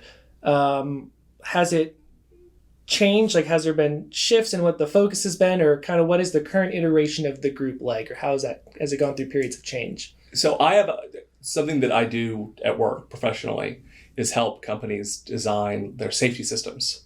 And like, when I say systems, I mean, like, I'm trying to think of how I can put this, like their operational systems. So like, think about how like alarms are sounded. I believe that all clear alarms are silly, and it causes something called alarm fatigue. If you've heard of alarm fatigue, you've almost definitely heard about it in relation to the medical profession. There's a lot of research there, but it's everywhere. Alarm fatigue is certainly an issue. We go to facilities, and there's alarms that are going off there, like certain facilities. There will be alarms that are going off the whole time we're there. And we're like, what's that alarm going off for? And they're like, oh, that always goes off. That's a problem, right? If you have an alarm that's constantly going off, and everybody knows it's constantly going off, shut off the alarm. That's if it's normal for an alarm to sound, then that's a problem with the way your system is designed. You need to re-examine how your system is designed. And so, right now, it just happens. It's April of 2022.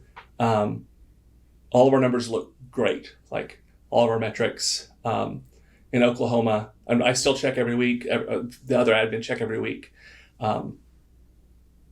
We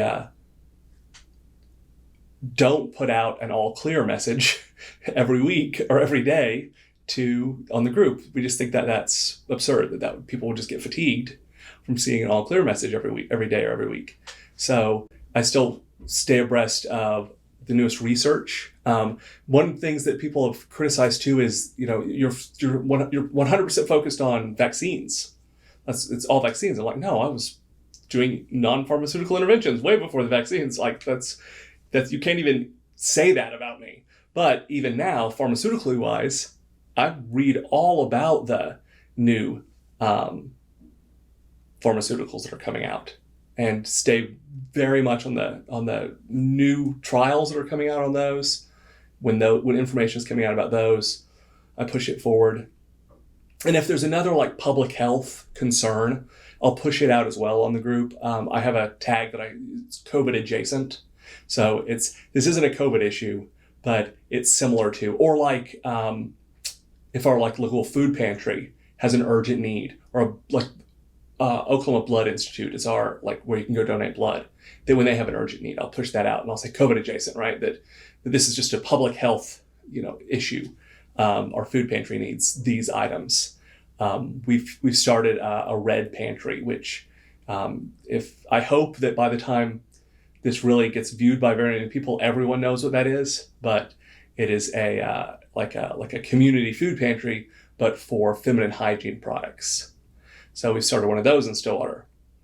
So when that was started, and people might need a place to like donate, or people might need to collect, right? That I don't know what people's personal situations are.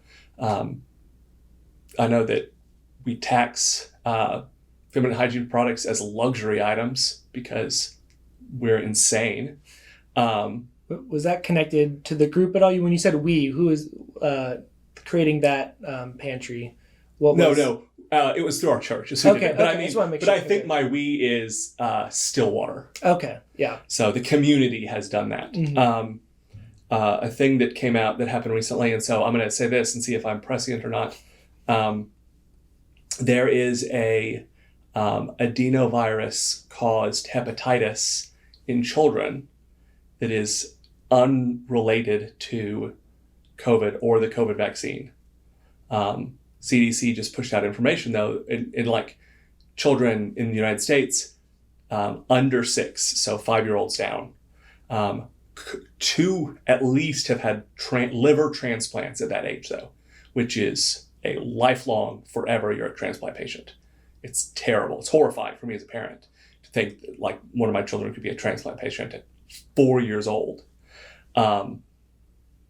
So as soon as there's any indication there's a problem, you need to get that child into a doctor.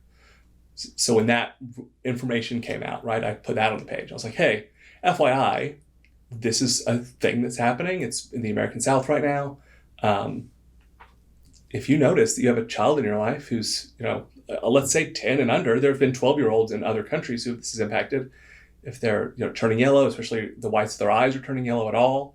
If they're sick, right, get them to the hospital right then. Do not wait, because if you delay at all, they could have a liver transplant, and that's life-changing. I mean, their life is altered from that point on. So it sounds like generally your interest has shifted. I mean, public health seems to be an interest now of yours. Is that new, you think, in light of COVID? Like you've kind of have this network now of communicating this. Well, before the pandemic, I have been trained by CDC for public health. Mm-hmm. So it's certainly not something new. And you said, my unique set of skills. Yeah. And it really is weird that going into COVID, I mean, I've had, graduate biochemistry courses. I've had CDC public health training. I've had, other CDC training. I was developed the Ebola protocols for Oklahoma, right? And so I have all of these things going into the outbreak here. Mm-hmm. And so it was really just natural. I felt like I was kind of set up to be the community person for that. And I guess for me, new for you in my mind is having a public audience now that you're committing, because you worked a lot with companies, businesses who are kind of managing hazardous waste, but now you're really in these 2 years has been zeroing in a lot on kind of more and more synthesizing that. Like that was already these skills that you had, but now for a very general public. Seems like a new kind of facet for you. 100%. One of the things that I say a lot, especially to clients, is, oh no, I don't deal with the general public. I can't stand to deal with the general public. It's awful. I mess it up every time. And so, and that's one of those things too, is I always try to put out just very factual, this is the information.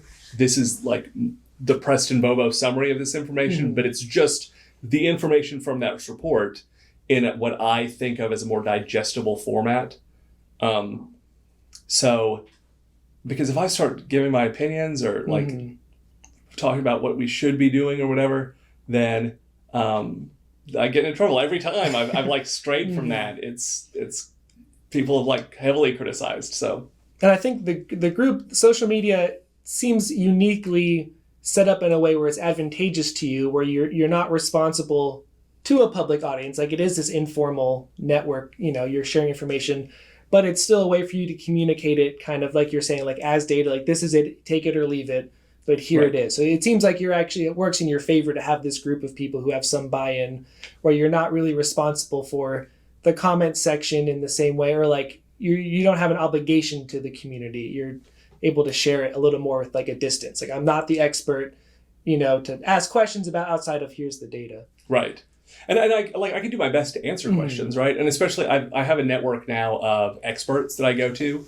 In fact, one of the funniest things is there are so many conspiracy theories.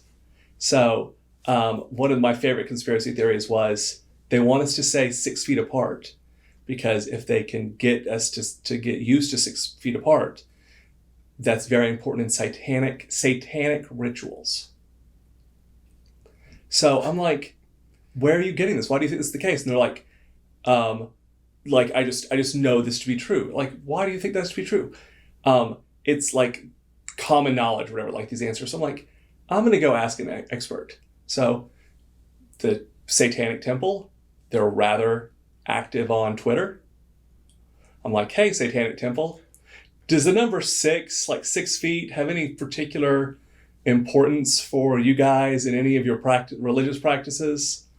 And they were like, nope, not at all.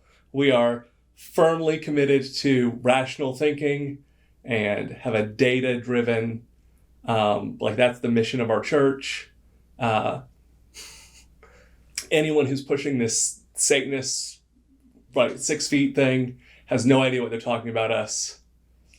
Like, period. Like, it was a full tweet that was just directly refuted that point. So copy paste that, like screenshot, copy paste. Here you go. Nope. Has nothing to do with Satan. Satan, like the modern satanic worship. Sorry. This is the official Church of Satan. Like, I can't get any more direct than that. So, like, I feel like just people won't just email people. Like, what the author says this. Can you, like, did they take this into account? I don't know. Have you emailed them? So I drop people an email and they're like, oh yeah, here's an article about that. Here you go. Like, I've been this like middleman several times on like, oh, I didn't take that into account because here's a really comprehensive report on exactly your question. Oh, awesome. Thank you.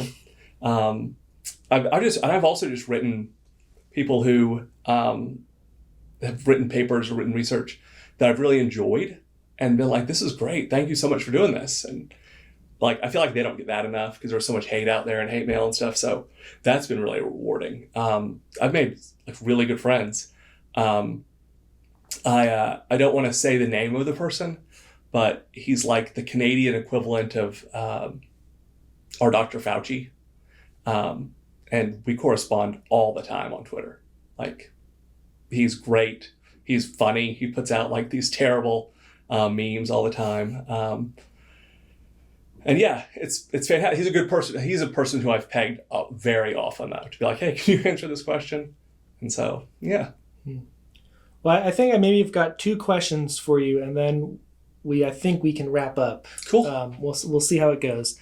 I was wondering about how you've said kind of community service has been nothing new for you necessarily, but I know in the past 2 years you did run for city council at one point, and I know you were on the planning commission. I don't know if that was pre-COVID when you started or not, but I was wondering generally how your involvement or how in the community has changed, or how the pandemic maybe has affected that, and then also the second part of that, is there been a downside of being such a public figure in town? Sure. So let me handle planning commission first, because that's the thing that actually happened. That's super simple. So there was a short-term vacancy on planning commission. An unexpired term had a vacancy, and we submitted application. We submitted just our names, actually, I think, and they were like, "Yep, you're up." And this was right before Delta hit. So that time was, I started on planning commission from like, I want to say February to June, July, somewhere in there. So positive experience. It was good. As Delta was hitting, our Governor Kevin Stitt, had passed an executive order that we couldn't require masks inside of government buildings. And so I was no longer comfortable attending the planning commission meetings in person. My term was expiring anyway. Like, that was simple. So I talked to the mayor. He called me, and because I hadn't told him anything, and I was like, yeah, I'm not going to do it. And so I wrote a letter thanking the city staff, who had been just really wonderful. It was a super positive experience. It's something that I would absolutely repeat in the future. Like, I would do it right now. I think they're full right now. They're good. Civic engagement is up right now. At the time, civic engagement was down. And so it was just, they needed somebody to do that. And urban planning is something also that I'm kind of passionate about, because it involves like zoning. And I think I mentioned West Texas earlier.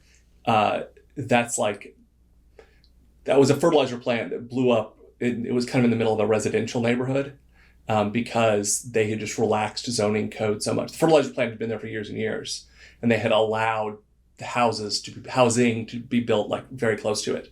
And so I think about that often. So like, what we allow, like when we change zoning laws, the thing that's going in there right now may not be the thing that's in there in 5 years, because we've changed that zoning.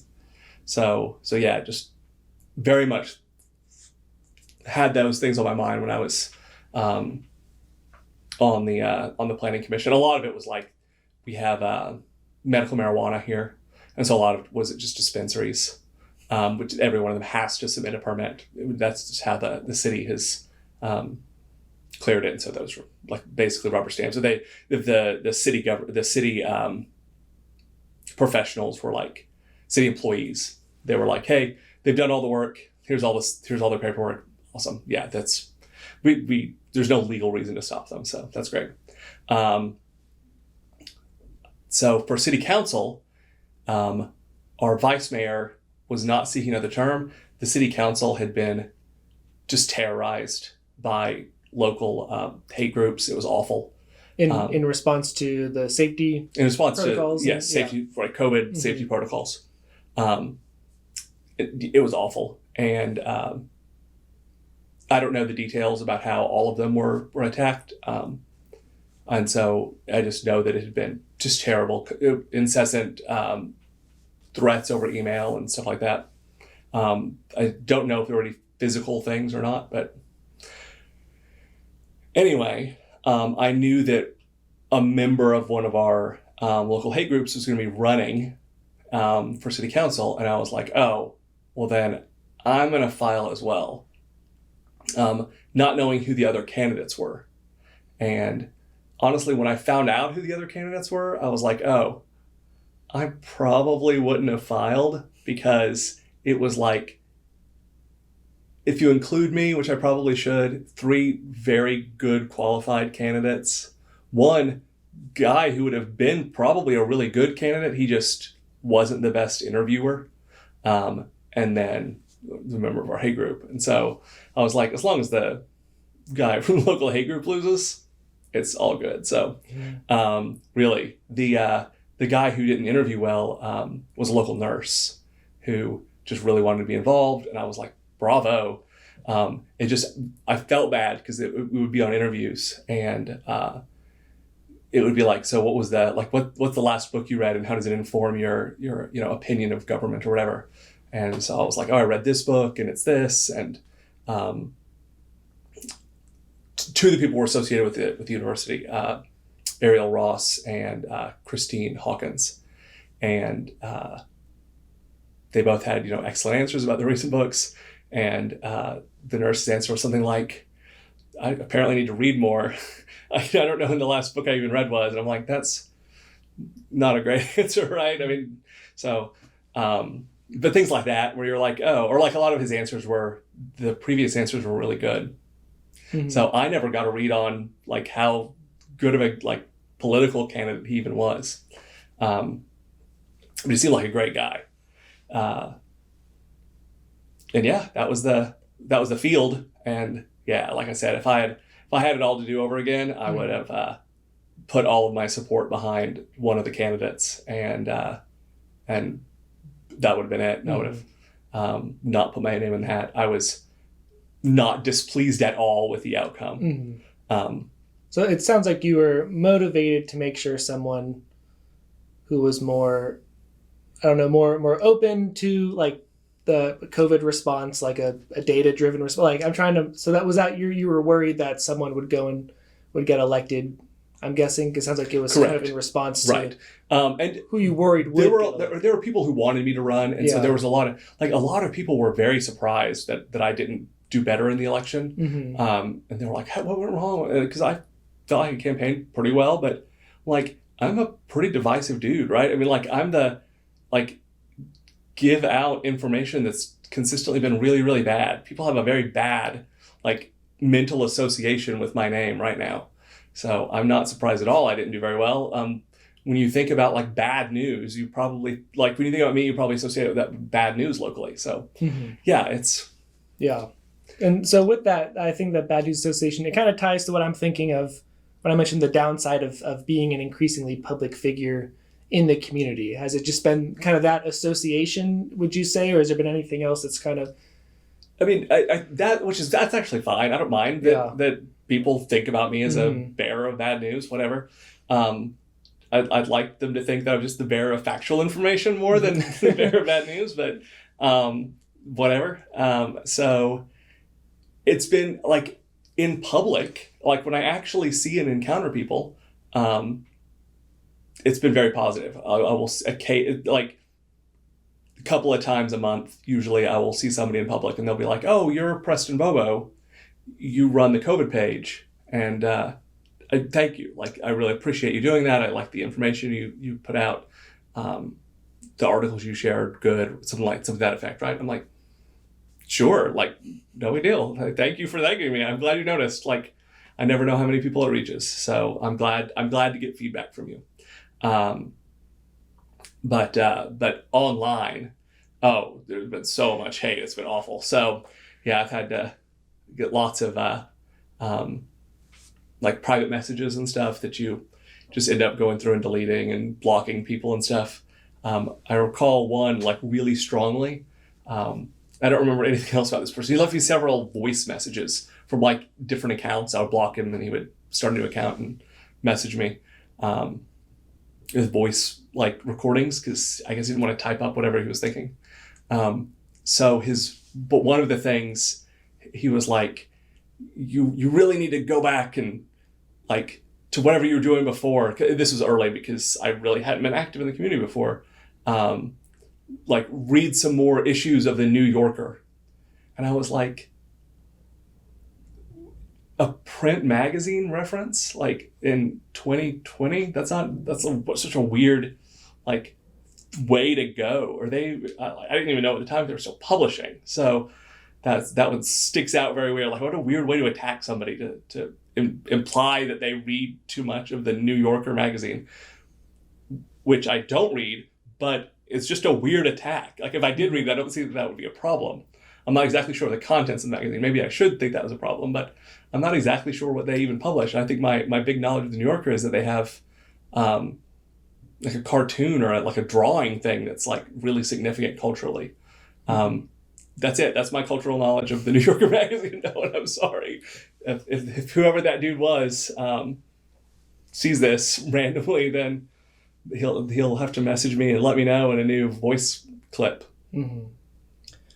Well, I think I've got one last question, and it's will require some imagination. So imagine thinking, this is going to be archived, thinking 50 years down the road, knowing what you know now, based off the experience the last couple of years. What do you think individuals or communities, public health experts, policymakers should keep in mind for the future? and kind of like what are the lessons learned or the takeaways you hope would help 50 years down the road that you want people to take away? Sure, this is a generic thing. So yeah, absolutely. Especially for policy. And people, I've been branded a leftist and a liberal and a communist and a socialist and a Marxist by people who I think know what none of those words mean this whole time. So I feel like they need to qualify this by saying, philosophically, I am a small government person. I believe that government shouldn't act unless it has to, unless there is a need for it. So that informs a lot of my decisions. So let me open with that, because that if that's not your philosophy, then this may not be a thing for government, but this also applies to businesses, to organizations, right? If you have a problem, look at your potential solution to the problem and see about how it actually solves the problem. So I know that sounds like a wild piece of advice, but that's something you should always be asking. So with legislation, it's a very important question to ask. What is this legislation trying to accomplish? How does whatever this legislation actually do solve this problem? So thinking 50 years in the future, I'm going to hope that this problem's solved. But a problem we're dealing with now is what to do about transgender athletes. And I don't have a good solution to this problem. So I am not a sports person. I feel like saying the integrity of women's sports is a silly thing to say. I think I would just let them play.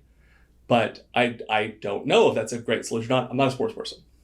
So regardless, Oklahoma passed the Preserving Fairness in Women's Sports Act. The stated purpose is to ensure fair competition in female sports. We've never, as per our representatives, we've never had any transgender athletes in Oklahoma. There's not so the bill is supposed to be addressing fairness in female sports, but what it actually does is ban transgender athletes from competing.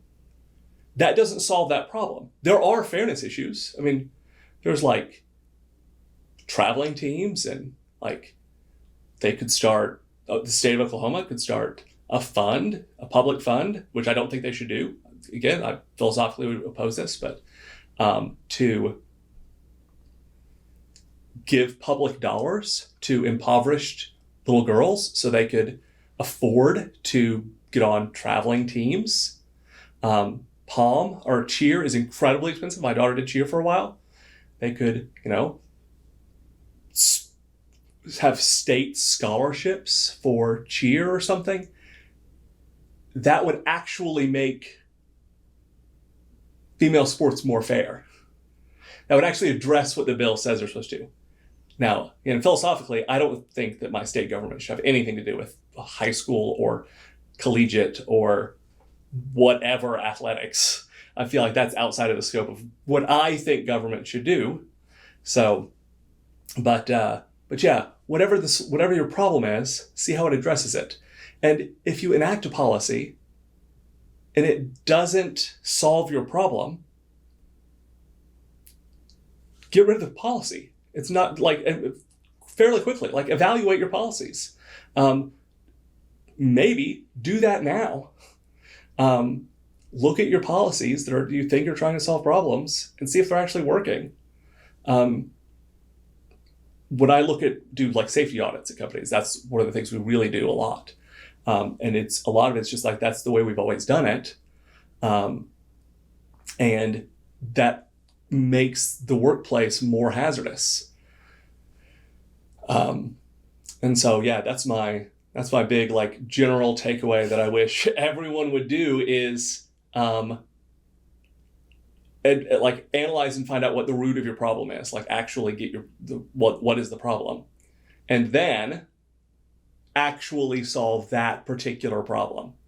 And again, this is a problem now. I hope this isn't a problem in 50 years. People will say, oh, you can't solve this problem because there's this other problem. Well, if those two problems are unrelated, yes, you can, right? Address this problem first. This is fine. It doesn't matter. You're already addressing this problem, right? By simply talking about it, you're starting down a path. So just go ahead and do it, right? You've started that process. Don't let other problems distract you from the problem that you're trying to address, especially if they're unrelated issues. So we have issues with, right, COVID.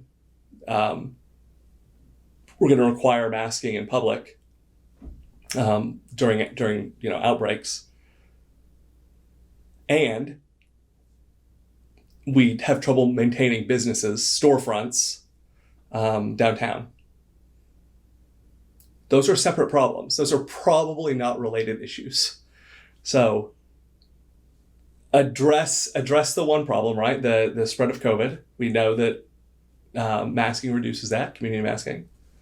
And then look at what the root cause of businesses leaving storefronts, and then maybe address that. But don't solve problems that don't exist. Don't put out ideas that aren't going to actually solve problems. And just think critically about your solutions. Well, is there anything else we haven't talked about that you'd like to include or that we should talk about? I can't think of anything that, I guess let me say this, because I feel like I would be reticent to not. The pandemic has definitely been hard on my mental health. I am now depressed because of it, and I'm on medication for that depression. So I feel like people don't talk enough about mental health right now. Again, I hope in 50 years this is not an issue, because it's just like any other aspect of health. But yeah, so that's certainly a thing that happened that I feel like I should it's been very difficult for everyone. And I've had the most positive experience, I feel like, that anyone could have had through it. Neither myself nor my wife have had any work disruption. Our income has been stable. We got stimulus money and we immediately invested it in the community. We found local contractors who we assumed were probably having difficulty finding work and hired them to do things that we probably could have done ourselves around the house and outdoors around our house, because we felt like putting that money immediately back into the community was the way to do that. And like getting in the hands of people who are employing other people, right? That's the thing to do. We've got to get those people who may not have been working. If we have to fuel that. So, because ultimately it really wasn't we didn't need that stimulus. So, and now our deck is waterproof for the next 5 years or whatever. Some other little things around the house are done. So yeah, that's, but yeah, it's been hard. Everyone has suffered. And so I don't want people to end this and think that, because I do focus on data, and so much to focus on data, that either I have just been completely immune to mental health effects. That is not the case. Or that I don't recognize that, because also not the case, because I've experienced it myself. Well, Preston, thank you so much for talking with me today.